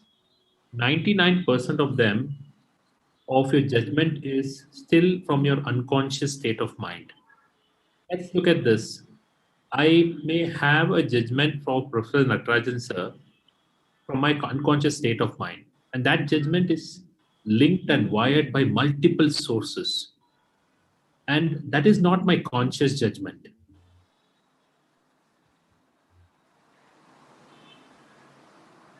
Give an example that so and so is so and so. Rohit, I think your connection is a problem. Rohit, can you hear Mitali? No, we can't hear him. We can't hear him. Rohit, your connection is something in the. Or is there a weak internet? I think so. From here, we are. It's coming. It's fine till now. You can tell. No, you can't hear you. There must be some not stable. Now we can hear you. Yeah, now we can hear you. Yes, yes. What I'm trying to say is make the judgment from the conscious state of mind, never from unconscious state of mind. And that is what I've learned from all the spiritual teachings. And I'm not mastered it, but I'm not too far away from it. I'm somewhere in between. And Sonal, I think the slide which last slide which Rohit showed, and then he has just sent me the slide, so I can just show you. So you can see he has sent me the photograph. The reason is, and I think Aishwarya is here, the best fighter is never angry. Lao Tzu, and he's also mentioned a lot of things. I keep reading about Lao Tzu. So I want, well, I'm still in the path of removing my anger. And I went to Arvindai Hospital. I went to Swami Vivekananda Rock Memorial. I went to Ramakrishna Mutt in Kutralam, my Achi's place. Now recently I went to Ramakrishna Mutt in Kar, Bombay. Then I went to Ramakrishna Mutt Mission Hospital in Tribal Center. Then yesterday I was in, not yesterday, yesterday, I was in Belur Mutt, Kalighat. Then I also was in Dakshineshwar. I've touched Kali and come. But still, I think I want to confess that when some mistakes happen, I blow my fuse. So I want Aishwarya to say what is happening, because I come with I prepare my mind, I prepare about the patient. Today also, I think I was happy with my team, but I got angry with patient. But I won't say I controlled it, but I think I avoided it. When maybe you can answer that, Aishwarya, whatever you learned in the last 4 months from me. So you can. So Sonal has a question. I hope you understood the question. Can I say something, Nati? Yes, please, Karabi. See, to answer Sonal's question, see, this is something which we all have in us. We have something called as an ego, and it is that ego which doesn't allow us, which makes us feel bad when somebody tells us something in front of a junior. That's the question that you addressed. But if at the same time, you regard the person whom you're working with or whom you're working under as your guru, not only guru in the sense of teaching you, but as a spiritual guru also, who's going to lead you to new pathways in your life, you have to get reprimanded to become good. These people also have not had an easy path to the place that they are in the sense that Dr. Rohit, Dr. Natarajan, they have not reached there just very simply. They have also had their turn at things. And because they have regarded their predecessors, whoever has taught them, their gurus, and they have listened to them, they have reached that place. See, remember one thing, Sonal, that any time that you are, see, a person may do good things in life, but when you become exceptional, there's always a divine presence which is guiding that. It doesn't happen because of that individual. And when you're in the presence of that kind of environment which gives you that kind of this, you rub off that divine aura. So all you have to tell your mind that what I'm doing is I'm gleaning from that divine aura to make myself more divine, and whatever else is said or in front of whom it is said is totally immaterial, because this is not supposed to be a block in the path of your future, in the path of your progress, in your path in becoming as big as the person whom you've gone to training for. I think I have answered your question, So let go of your ego, because that ego is not going to take you anywhere. And that is for everybody. I mean, the first lessons that we learn is that the ego has to be compromised. You think yourself as a small kind of mite in God's presence. And if you consider yourself like that, you will never feel the kind of feelings that you're bringing forth at the moment. Sonal, before Aishwarya says, I will say something experience.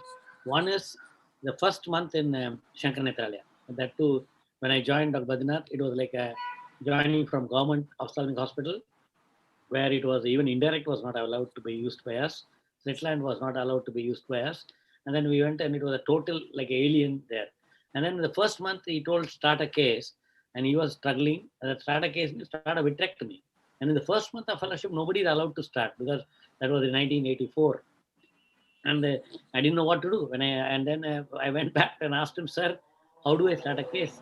And I don't know. He blew off like anything. And he said, you don't know how to start a case. You don't know what is ophthalmology. You are zero, this, that. And I almost in tears, I came back outside and said, what do I do now? He said, this is the way out. Get out now. If you don't know how to start a case, you can open, the doors are open, you go on, you can get out of the fellowship. And then I didn't know what to do. Then I came out. There was Sister Sarojini, who's the first nurse for him from 1971. The time he came back from America, she was working in voluntary health service, and in Vijaya Hospital. And the one consulting room was Dr. Badina, another consulting room was Dr. PC Reddy. You can imagine both have created the history. But what I wanted to convey is he was Dr. Badina throws tantrums. But I learned a lot, and I'm sure KRB will accept. She was a fellow when I was a consultant in 84, 88, I think 88, yeah. I remember 88, January, February, I have a photograph. So I've never got angry in when I was in Shankarnetralaya, because everything was given like this. I do this, I get it. Whether it's instrument or a team work or scheduling a case or arranging an anesthetist at night, 12 o'clock in the night or morning 4 o'clock. I mean, everything was go smooth. The year I came in October 88, everything was a problem in Bombay Hospital. But never, I don't remember scolding Karobi Lahiri. She came as a clinical assistant to me, senior clinical assistant after her fellowship, because she got a job in either an Nair hospital or with me. I'm glad she chose me. Thank God. Otherwise, I was in a fish out of water there, because they don't have a plastic drape, everything. But what I'm trying to tell, even in Bombay Hospital, I used to lose temper because the OT people didn't know. But I used to sit with them. And she gave me food from Cow Gully and also halwas. And I can't because we used to sit with them in the floor and eat at night to 12 o'clock, 1 o'clock, because we are operating till 2 in the morning. Same schedule, Kerobi continues, but I have changed now. But what I want to tell is, I lose my temper. I don't know whether it's judgmental or whatever. I think the problem is, now I'm undergoing life coach, and she teaches me give up perfection. So I'm slowly trying. I won't use the word trying, because trying means you cannot. We have to do it. So I am actually given up anger, at least whenever I'm alone, whenever I close my eyes. Today morning also I enjoyed the prayer in Dharavi Center. And the prayer was going wrong. And I was happy. I forgot where I was. And that's what I'm also doing a twin heart meditation. The reason I'm doing all this is, I want to teach people like Aishwarya and the whole team and the patient whatever I know. And it's like a river of knowledge. And what are you keeping it with me? And I think it should go. And as Rohit says, whatever skill is there, and Dr. Devi Shetty says this, if some surgeon says it is because of the dexterity and their skills, the patient is having vision or surviving with heart surgery, he's a fool. He's fooling himself. Correct. So when I'm operating, I always tell the patient, 30 years back, I think I was telling as to escape from the patient. But truthfully, I think God is operating when I'm operating. Because some patients on my birthdays, I used to operate worst cases, particularly trauma cases with no PL, and the patients have got vision. And I think it's all divinity, nothing to do with me. But I'm happy God has chosen me. I always say, God has chosen me to work on the most interior part of the eye. So I'm an interior decorator, carpenter, and also an architect. So, but I'm an instrument of God. So I think Aishwarya should now add it up, because in spite of all my prayers, my preparation, my meditation, my training with a life coach, I go and lose my temper, which I confess every day. Today I'm confessing here. Tomorrow morning when I do 1 hour of coaching, and then in that I confess. So I don't know. Aishwarya has to tell what has she learned in the last 4 months with me. Natarajan, as I told you once before also, every time you get angry, count up to 10. Anger will go down. But today I was okay, I think, Aishwarya. Aishwarya? I can come back to Dr. Sonal. Yes, sir. So, Dr. Sonal, as I understand, you have only actually, if you see, there are only 5 options for somebody who has been fired. One is that you have to accept. Second is that you have to learn. Third is you have to suffer. Fourth is that you have to confront. And you have to escape. So that means in which category would you? So there are 5 things which you will have to do. Now let's assume that this is by sabhava. Now sabhava is not outgoing. You know, it's in man's nature. So he's like some of us are water, some of us are like air and fire. So if it's sabhav, it is not an outgoing. Suppose if it's hurting, then I can tell you there was a case in my office where somebody felt that the boss is a bully. And then, so I only mentioned, I said, you can, if it's troubling you, at the end of the day, see, there's also a point. So if it's troubling you, you can put in a small personal note. See, and the note stating and saying, and I hold you in highest esteem. And there's so much which I've learned from you. A few things which I just, so I think it works. It had worked in case, because if somebody, but otherwise, rule is very simple. You can only grow under the toughest bosses. I have never seen in my life, there are a lot of case studies which are there. So I've seen that you only have the tough. In fact, Harvard did a study, and Harvard said that these are the soft bosses, these are tough bosses. And then they said the people who actually grow under tougher bosses, number one, they learn from tougher bosses. But then they found out that tough, soft, tough, soft, tough, soft. That approach is better. So, but nevertheless, these are the only, because in every communication, there is a content, there is intent, and there is a sentiment. So I think the aim of every tough boss is to make you as perfect as they are. Yeah, so you have to accept that. Ma'am, I think I would just say that the question was a little misunderstood by everybody, but then let's move on. So the next question to the panel would be that in the journey of young ophthalmologists, and now as maybe in the role of being somebody who's now also a part of some part of teaching also. So I've been noticing that when there is a problem in a patient, and like problem not in a patient but in the patient's procedure or something, and you try to find out where the things went wrong.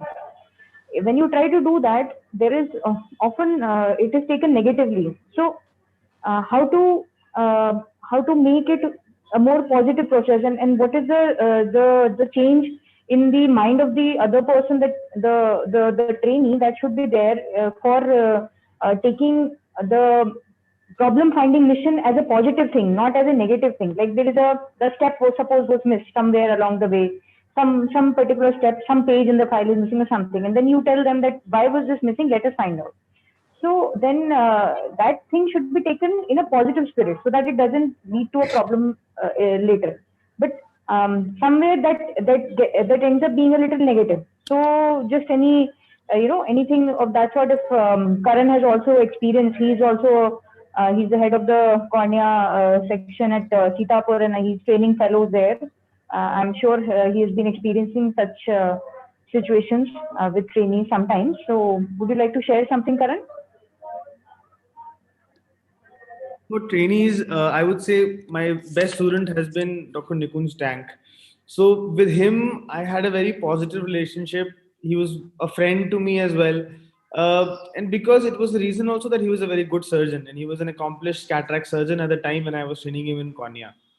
So every day he used to come to my house, or every surgery that he did, he used to, send me a message that or post-op picture immediately as the surgery ended, till the time he was a fellow, that this is the pre-op picture, this is the post-op picture, how can I manage it? So the point is, you need to communicate well with your fellows and your post-graduations in a very and your postgraduate students in the nicest of ways as well.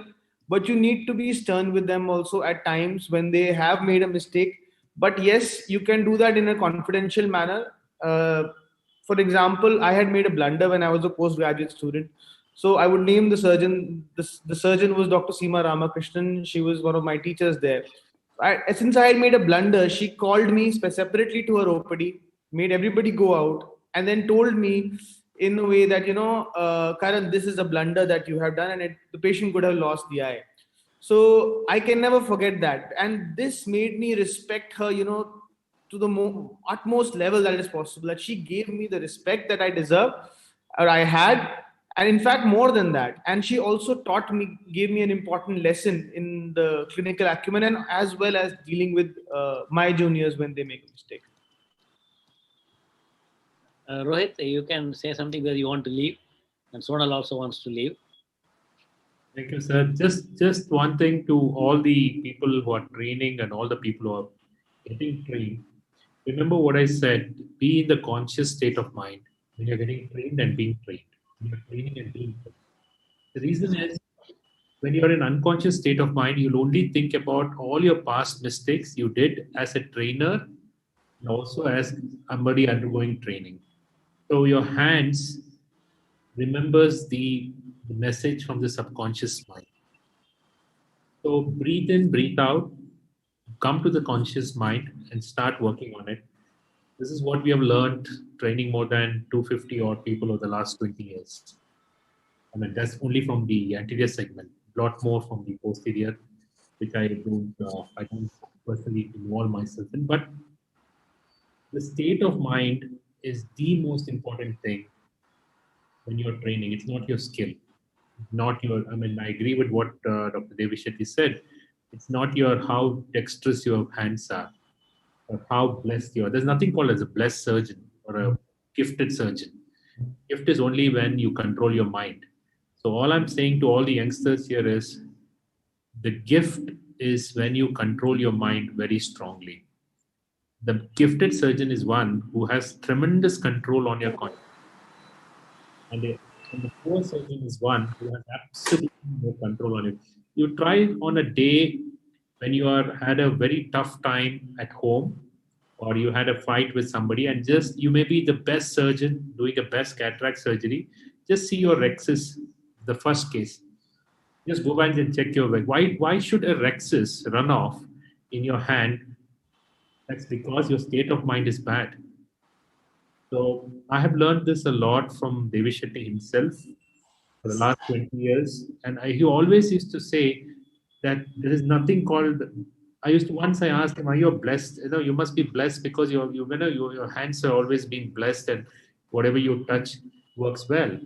He said, I've never been that. I never considered that as blessing. You know, just how strong I am with the mind. And for that, he says, I practice a lot on my mind. Get up 4 o'clock in the morning. He does maybe 2 or 3 hours of meditation, karate, everything which builds up your mind strength, not your skill. They don't sit and see YouTube videos and build up your skill. So I request everybody, along with your skill, please put at least half an hour on doing something which strengthens your mind. That is my statement. I would my part of the talk here today by saying that all of you are gifted with your hands, but a lot of us not gifted with our strength of mind. That's all I would like to say. Thank you, Professor Natarajan. Thank you. And, Rohit, I have a small comment to make. Hello. Yes. Rohit, hello. We can hear you. Can you hear me? Yes. Yeah. Yes. Rohit, I just wanted to mention that it's a very good thing that you all are sort of teaching your students meditation and asking them to do that, because in such scenarios where there is some little extra stress, you all are teaching them how to de-stress, so which is a very big thing, you know. This is our curriculum. Every Wednesdays we do it, but in the past we used to do it physically. But I hope once the vaccination is done, we'll get back that, because I'm a firm believer. Again, I'm repeating this 5th or 6th time, but more you repeat, the brain gets more adapted. It's your mind. It's not your hands. Rohit, I just want to say, I gave a joining letter, which I'm trying to get it back from Dr. Badrinath. I wrote to him in April '84, saying that kindly sculpt me as a vitreoretinal surgeon. And he really sculpted me. You take the hammer and a chisel, and you can know when you're sculpted, it will paint. The diamonds are cut.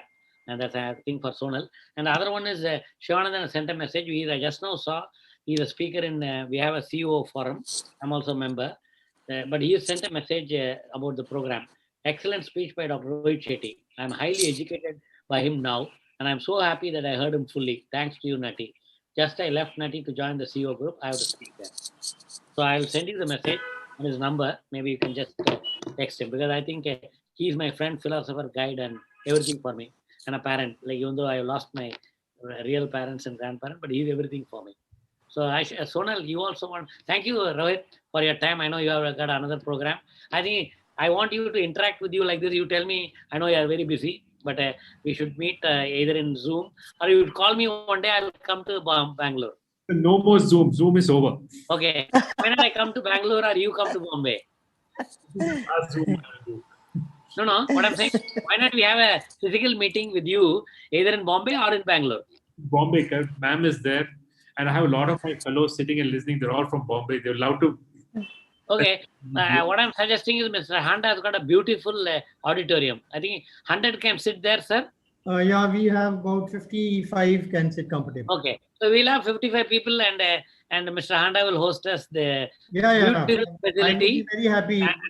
I know the facility is for showing that we can, everybody in Bombay at least can do a direct basic science research with whatever they are doing, and with you, Rohit. Plus, we can also discuss other thing as a regular meeting, and then your fellows and whoever is interested can have a regular meeting there.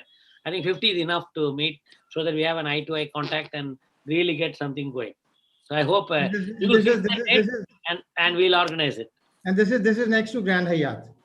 Okay. Yeah. And also a small tour of my R&D lab where we've done about 50 molecules for the first time, pioneered API. And also we have got 50 bedded CRO. And we undertake analysis. That is really great. 50 bedded clinical research organization with ICU, they are already doing for a lot of things. And Rohit, we'll love to have you in Bombay. Thank you, ma'am. Thank you, Sonal. Sonal, do you have any question? Oh, Sonal has left. Okay, Karan, and you have to take over and ask some questions. And who else is there? Avnesh is there. Avnesh? I think Nati, what this one said about Ikigai, the best example is your Achi, Yes. Because at 103, she is so straight, and it's only in the last few months where she required some help. Otherwise, she was managing all right so well. Right. She's the example. I was the blessed one to get blessing from Achi, like on Zoom, of course, but she could lift her hand and blessed me and said that this is Mitali. She was very sweet. She was very, very sweet. Yeah. So Avnesh and Aishwarya and Karan. Karan, you have some questions? Okay, sir. I'll ask one question. It is very difficult, to be spiritual at the time when you're doing a hectic work, and specifically, like I am overworked. So it gets really difficult to balance, your personal life along and with your clinical or your work life. What would you suggest, could be done? Once there's a Narad Muni was telling he's the best spiritual man and was playing Vishnu. And Vishnu said, go and follow that woodcutter, and then find out and come back and tell me. Oh, he says only Narayana when he gets up, and when he goes to sleep, he says Narayana. He said, what is the big thing about? Then he gives Lord Vishnu gives him something to hold him and said, you go around the world, but you should not spill it. And he could not tell once also Narayana because he was concentrating on holding it.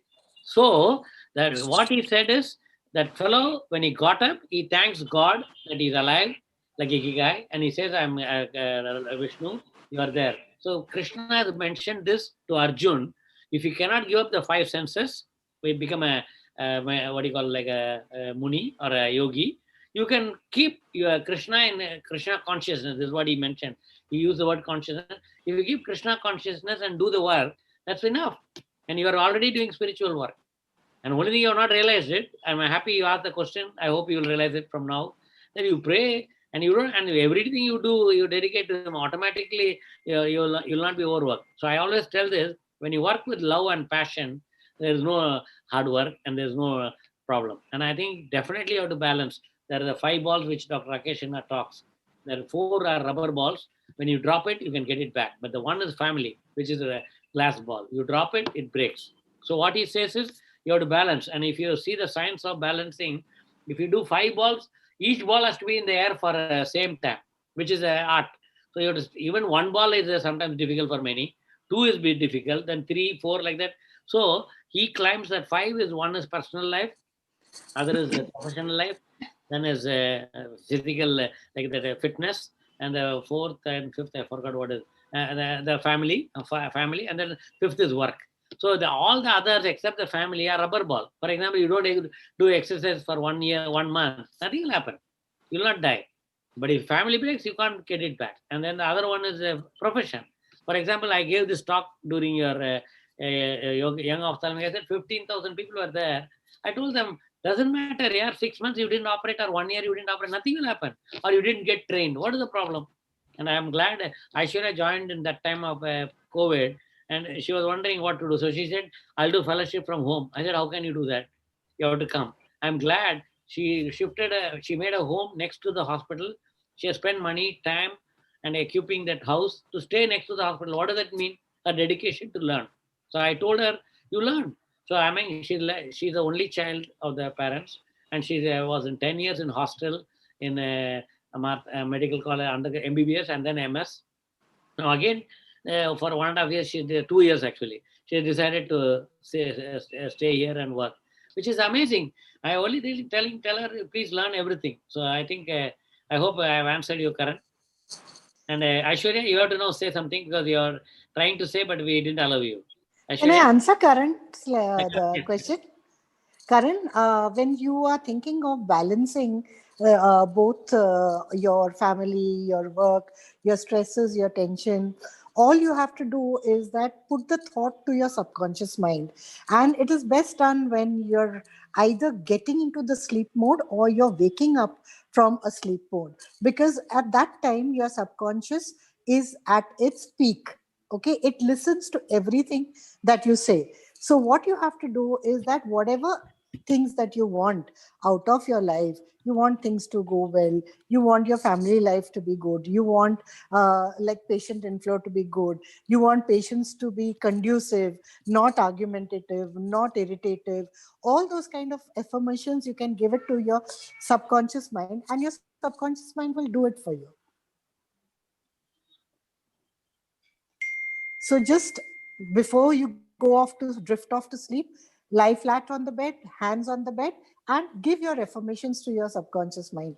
It will listen to you. Yeah. Aishwarya, you want to say something? Hello, Aishwarya? Hello, there? am I audible? Yes, audible. Yes, Yes. Hello. Yes, audible. Sorry, my net is very audible. Yeah, okay. Sir, actually, I'm just basking in this talk because it was wonderful. I learned a lot of things as a young fellow. I think to be in the presence of such great personalities like Dr. Rohit sir and yourself and Handa sir and all the YOSI team, I think it was great. And sir, I like to answer a lot of things that were discussed here. Sir, I felt that, sir, you emotional and you are not struggling with anger management. It is just that, sir, I feel you're such a perfectionist and you expect that level of perfection in everyone. And I only hope that at some point in my life, I can even be 1/4 a perfectionist as you are, because the way your workflow functions, the perfection that you see, that you aspire, I think that is a driving force behind your team. So, sir, I think it's not wrong. It's just that, sir, it is. I know I can understand your frustration when I see you getting angry, sir. I put myself in your shoes, and I totally get it. It's like, sir, I respect you so much, and I really like what we go through in the OPD every day. And daily, I promise you that we as a team are striving to reach closer to your goal of perfection, sir. I assure you, one day we will be there. Is Avanesh Upadhyay? Yes, sir. Thank you so much, sir, for having me here. And it was a very good talk by Dr. Rohit sir and by you, sir. I was actually traveling when you were asking about me. I just wanted to ask, how differently do you actually look in with the immediate postgraduates or to a fellow? How differently do you approach and how do you actually bring them up? And what different approaches you have? Dr. Larry ma'am can also answer because I think ma'am is also seeing some peers, some postgraduates and fellows for the same. So I think so, definitely. I'm happy Larry has seen me from day one of, not day one, maybe a year later in Bombay Hospital. So we were working. So anyway, I think my thing is I always pick up even from ordinary boys who are illiterate and made them OT boys, both in Bombay Hospital and in Aditya Jyot, and Kairobi knows everybody, and that's why. And then the fellows and people who are doing postgraduate, I think, as Aishwarya said, and I think when they make a mistake, we have to correct them. As Mr. Handa told, That and Karibi also said, as a shishya, you have to take it. First of all, you search up Guru and you join him. I think you have to find out what exactly he wants you to be. So I actually told Aishwarya and every fellow, you'll be better than me. That's my idea of fellowship. So that for that, I think when there's a mistake happening, if they don't realize it, I think I'm changing my attitude. But you have to make sure that they learn. So I think the idea will be to encourage them, and I force every postgraduate fellow, even optometrist, to publish. And I used to, as an Indian Journal of Ophthalmology editor, I started as publish or perish. And the last 3 years, from 15 to 17, I changed to publish and flourish. How do you flourish?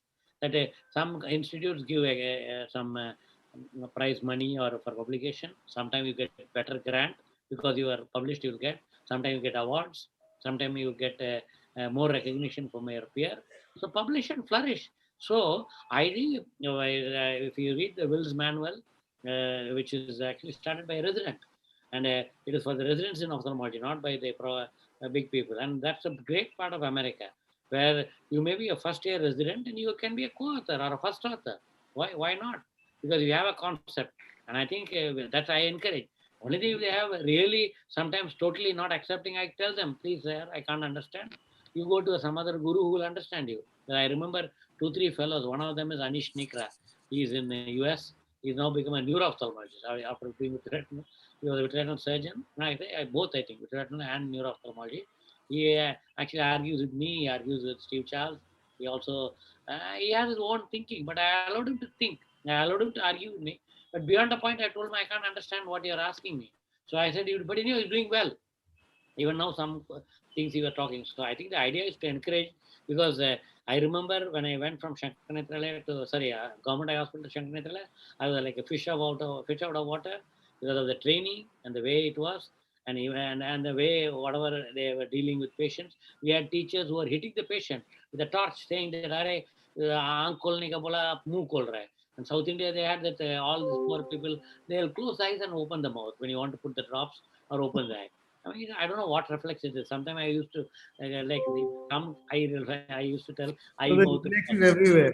The reflex is everywhere. No, I know, but I don't know how it has come. When you tell them to open the eye, they will tightly close the eye and open the mouth. So I remember some professor used to put drops in the mouth. I used to feel very bad because it was humiliation. Anyhow, I learned how to treat a patient, because if you see Dr. Badrinath doing a refraction, can't believe. As a veterinary surgeon, he will say, "Can you like this?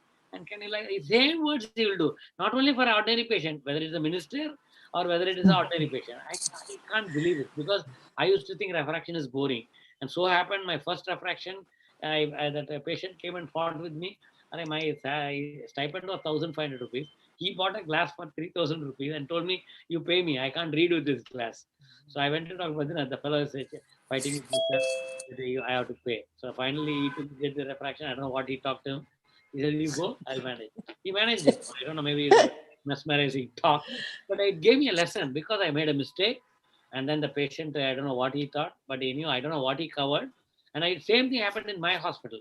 So I paid the optical shop and I told him, "You change and give, and don't fight with the patient." So that, and the two optometrists were there. Now and then after that, I told them, "Come on here, it's not a question of making, but see that your own father comes, you give a wrong prescription. How can you walk or read? So think about it." But anyhow, at that moment, I may shout, I may tell that, "Oh, you made a mistake." But I think I don't know how to teach them. And I'm relearning. And as Kairobi says, if you consider somebody as a teacher and learned person, I think I hope, Anesh, I'm answering your question.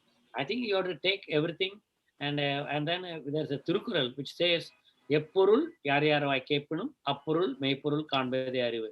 Because even your teacher, that is Dr. Badrinath for me, and whoever is your guru, whatever he taught, and Dr. Badrinath also taught this: check, cross-check, recheck, counter-check.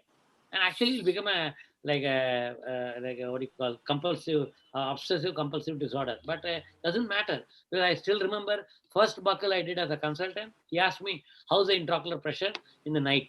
Now what will I do? He's asking me, "Did you see pulsation?" And I didn't remember. So a whole night, till I saw the next day, I was worried, because that was the way. And I remember still, he'll walk into my OT, because I thought you got up and went. No, to no. see the pressure. And one day he was asking me while operating vitrectomy, he came and asked me, are you operating the correct eye? And so when he asked me, are you operating the right eye? I didn't understand. Actually, I was operating left eye. So I told him, no, sir, I'm operating left eye. Are you operating the right eye? He asked me. That means he asked me, are you operating the correct eye? And I could turn also to see the chart, where the chart is behind. But actually, that's a way of checking.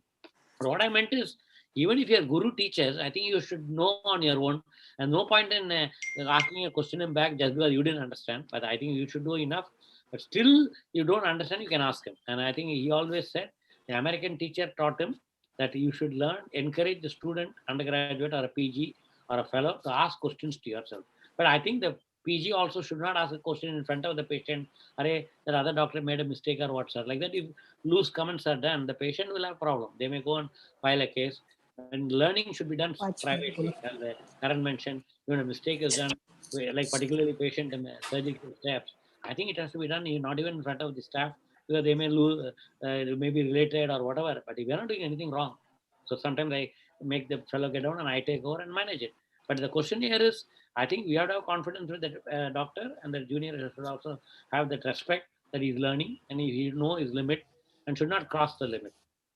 And then I think you'll be a great learning. And I think the Guru Shishya and a surgery is like a olden days Guru Shishya relationship. And I think if that is understood, I don't know whether you know, Karan and Avnish, that when you go in a Guru Shishya relationship, when the Shishya goes to the Guru's house, first he cleans the house for 2 years. And next year he cooks. And the 4th year, the Guru will ask, what for you have come? You can imagine, 3 years he has to wait. You cannot ask a question. I have come for learning, and what are you making me wash the clothes and cleaning the house and telling the things to tell? No, it is the old Gurukula. The same thing in surgery, no? I remember still, because I used to learn steps and I don't remember the fellow in 91, 92. I used to tell the fellow, why not you practice what I taught you? Then you come and teach me 1 year later, sir, I did this and can you follow? When I'm working, he'll tell me, why not you do this and why not you do that? I said, don't allow me to do the way I want, because Dr. Bajanath's mentor told him not to use silicone oil. If you use silicone oil, you're actually a bad retina surgeon. But Dr. Bajanath was great. In 1986, he brought all the Japanese surgeons, Dr. Akira, what is his name? Yamanaka. Momose. Momose. Akira Momose. No. Yeah. This is Dr. Akio Yamanaka. Then Dr. Kenji Oshima and Dr. Anatomy. I remember all 3 of them because I had done more vitreous surgery than them. But even then, they came and used that instrument called WISC-10 that time. And they brought the machine from Japan and did vitrectomy and showed how to use silicone oil before Dr. Jovanovich. This was in January 86, I think. But and then I went with Dr. Yamanaka to All India Institute, and in front of Tiwari, I told Yamanaka, I've done more vitrectomy than you. And then when he came to life surgery, he'll ask me, have I done the surgery well? I said, no problem, you've done well. And that is what Shivanandan taught me, and that's what is written in 3,000 years back in Tamil. Just because somebody is great, you don't have to totally go gaga over him. Just because somebody is junior to you, you don't have to put them down. So I think you have to know your level and keep learning. And even today I learn, and something new I learn. English I learned, like Shivanandan taught me that don't be a servile. And I had to do Google, I had to do dictionary to learn. That means he said, don't be a servant just because somebody is great. You are a great surgeon. When you are going to learn, you yourself are a luminary or something, or a superstar. Why do you want to think somebody is a superstar? So I think one is you should realize, and no need to have a headway. And I think Avnish, maybe Kairubi can add for a fellow. No, the thing is that you get students who are like either post-MS for further studies. But what we get is a fresh graduate who has just passed out and he's just entered into post-graduations. So the thing is that they are like wooden blocks, whom you have to carve out. So you have to be down at that basic level to teach them. They are going to make mistakes. You are going to get irritable. But the thing is, it's all in the game, because you have to slowly, steadily teach them the right way. Yeah, you have to be firm. But the thing is that, see, Dr. Natarajan, I have not known you getting angry in Shankar Nethralaya or at Bombay Hospital. Okay, it was a good working relationship where anger didn't come in at all. So you have to get rid of that. Okay. Yes, yes. You have to get rid of it. No, You have to reason with them. If Right. they do something wrong, you tell them, I do not like this, very firmly, and I want a corrective step immediately. Just 2 lines should be good enough, Don't get angry. Sure. Because you're wasting your energy doing that. I agree. Definitely. And the thing is, anger always changes the balance of your life. So never allow yourself to get into that mode. Sure. Yeah. No, I think there's too much on your plate. That's the reason why you get angry. So you have to learn to delegate, and your meditation will help you. I agree. Because when I met Ramakrishna Chief, who manages 235 centers in Belur Mat, I was amazed. He is totally not perturbed. Everything he knows. And he was cool. He gave me half an hour. That means half an hour he listened to me. And then he allowed me to go to Belur. Amazing. And everything worked like clockwork. So many people, no? It's not he told me he has to train monks to become rather he takes the PhDs and takes the monk. And they are in the whole university in Calcutta. And there's a big Institute of Medical Science. I forgot the name he said. It was a few kilometers away. Amazing. So I think I agree. And same thing, I went to Madurai to find out how Dr. Venkateswamy works, because I know him from childhood. I just went and told Dr. Ravindran, Dr. Namperamal Swami, and Kim. I just came to know how Arvind is working without nobody shouting, nobody screaming, and how does it work. And I think, I know. I actually told Dr. Badrinath when I left in 88, sir, one thing I don't want to learn is anger. And unfortunately, both Dr. Badrinath and Dr. Gulapalli Rao inaugurated the hospital. And I think I won't blame them. I think I won't even blame myself, but I think, as you rightly said, I have to do this internal assessment or whatever is looking inwards. And I like to talk to Mr. Handa every week so that I become all right, and I talk to you also. And I wanted to tell you, Lahiri, that when I read the autobiography of Yogananda, a book there, so everywhere the man says Lahiri, Lahiri. I don't know whether you read the book. So I'm surprised you're having a spiritual great grandmother. And I want great grandfather. So it looks like a great grandfather. Sorry, it looks like we are all. It's a plan of divine plan that you are working with me, and we are friends, and we are doing. And people only see the superficial that we are friends and this and that. But I'm and glad we dance together. not only that, no, dance together fine. I think we are really spreading happiness.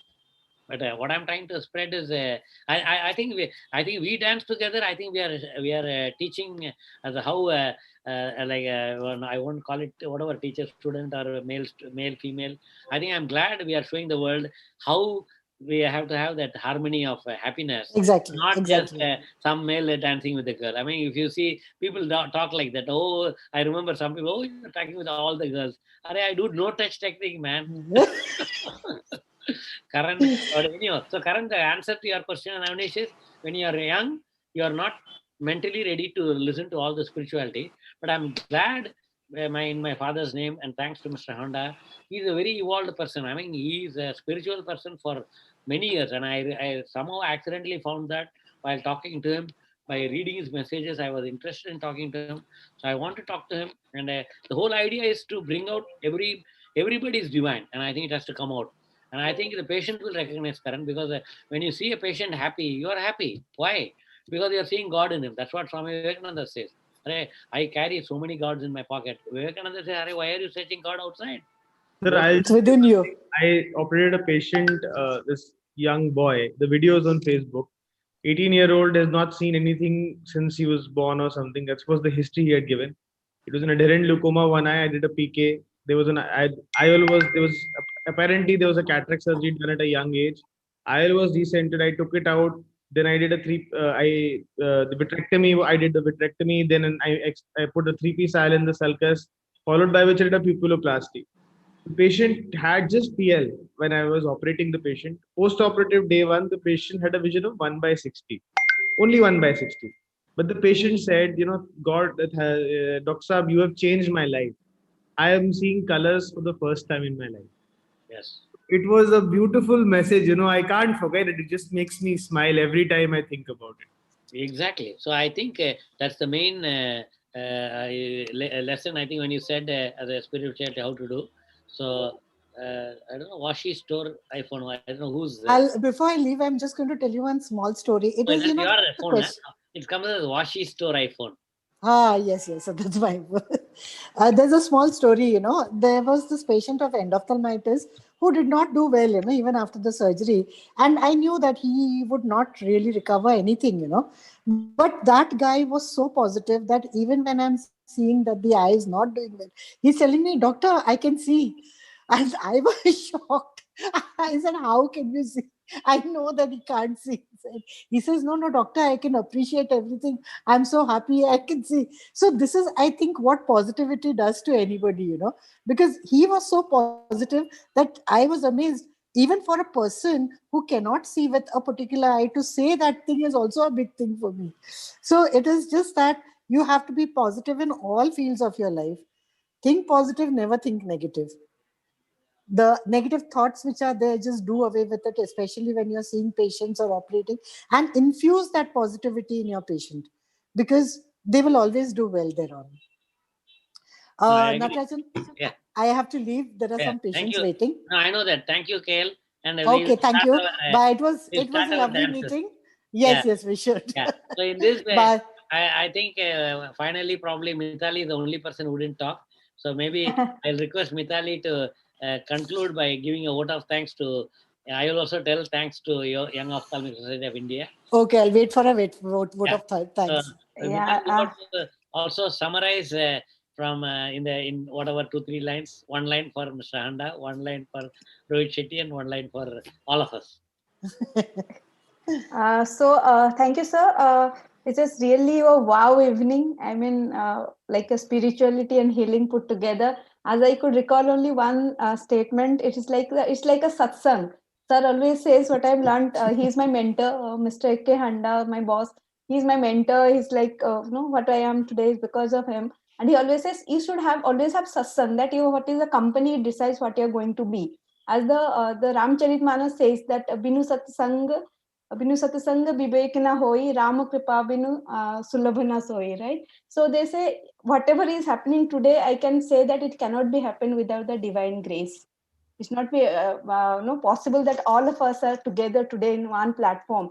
Like Natarajan sir, Larry ma'am sir, Rohit sir, and all YOSI members here, including Dr. Aishwarya. So which is really amazing today, and I thank all of you. Especially Dr. Rohit Shetty sir, what I carry today from him, though he is not here. So I say it is that mindful mind. What he said is mindful mind. Do it for 21 days and it will be in your subconscious mind. I'm going to do something to reprint my mind. From Natarajan sir, of course, I am in touch with him. I see his live videos every day on Facebook, day in, day out. I learn a lot from him, sir. So thank you so much. And it is again a divine mercy that I get in touch with you through AIOS platform that day. And it has been a great learning for me. And sir, it is a daily learning from sirs. And thank you so much, sir, for taking the time out. I know how busy your schedules are. Thank you so much. And ma'am, so much you have added. Rightly, sir, you're graceful. You carry the aura. Also, remember the photograph taking the stall with you. And I mean, this is still so fresh in the back of the mind. Thank you so much for being here, and the entire YOSI team, Dr. Karan, Dr. Avnish, Dr. Singh, and I think Dr. Devikan could not make it today, but Dr. Sonal also has a great contribution. The entire YOSI team will be looking forward from center behalf, student forums, maybe you meet once again with the help of coordination from Dr. Natarajan. And a special thank you to Dr. Aishwarya for all the moderation and all this inputs that were given. Mithali, do you have the statistics of Facebook and YouTube? Sir, I can get it. I'll get it now. Okay, you put it in the group and include Dr. Kairabilahiri in the group. I think either you or me have to include her so that she'll also be part of whatever discussion. But I forgot to include her. Yes, sir. Yes, sir. And the other one is if it is available, then I think it's not for marketing. I request Karan and Digvijay Singh to propagate it in the as a YouTube thing for each one. I mean, it takes time. It's almost 6:30 to 9 is 2.5 hours. So I think for me time is because it's involved in everything. But I think people can see in bits so that I think they can refresh themselves and learn. Sir, we have done the recording also. No, I know that. No, it is there in the YouTube also. It's going on. So thank you so much, and thanks, Mr. Handa. My suggestion is, Young Ophthalmic Society of India, I'm using the word, use Centaur House. You can see in the Hitendra Punamia's thing. The Centaur House is such a big building, amazing, because I'm happy to see the founder, and I remember, because Mr. Handa told me that he was come with him, also Mr. Dr. Amit Rangnekar, which they have come to Dadar in 90. So, and now whatever we are going, and I think I'm happy to be associated with them. Still, I've not started anything with them, but I hope to do. So I think it's a great thing to have a link as a Young Ophthalmic Society with the center in an academic thing. And I think if you have a chance, you can also do a meeting with 50 people in, which is allowed now, I think. Is it allowed, sir? No, perfectly. Yes, yes. Yeah, it's allowed. Absolutely. So why not we do the first physical meeting, Karan, in Bombay? In fact, we have always wanted on Saturday, Sunday, because this is all weekend, should be put to good use by doctors. The auditorium is right at the central place. And I have always said, Dr. Karan, I have always said that this is more of an academic house, less of a business. Business is more of an academic institute, less of a business house. Sure. And the students do their PhD in clinical pharmacology and pharmaceutical chemistry with us.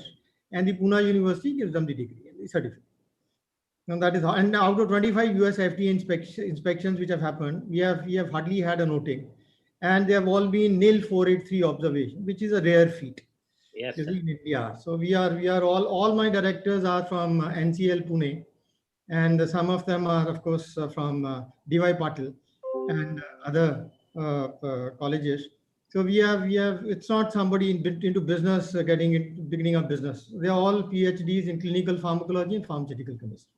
And so you have sir, like I just want to ask Karan, you have a YOSI Maharashtra Mumbai branch? Yes, sir. Maharashtra has a YOSI division. Yes, sir. Okay, how many people are there?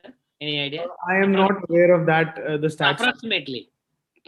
Sir, I'm not aware of that. So what my suggestion?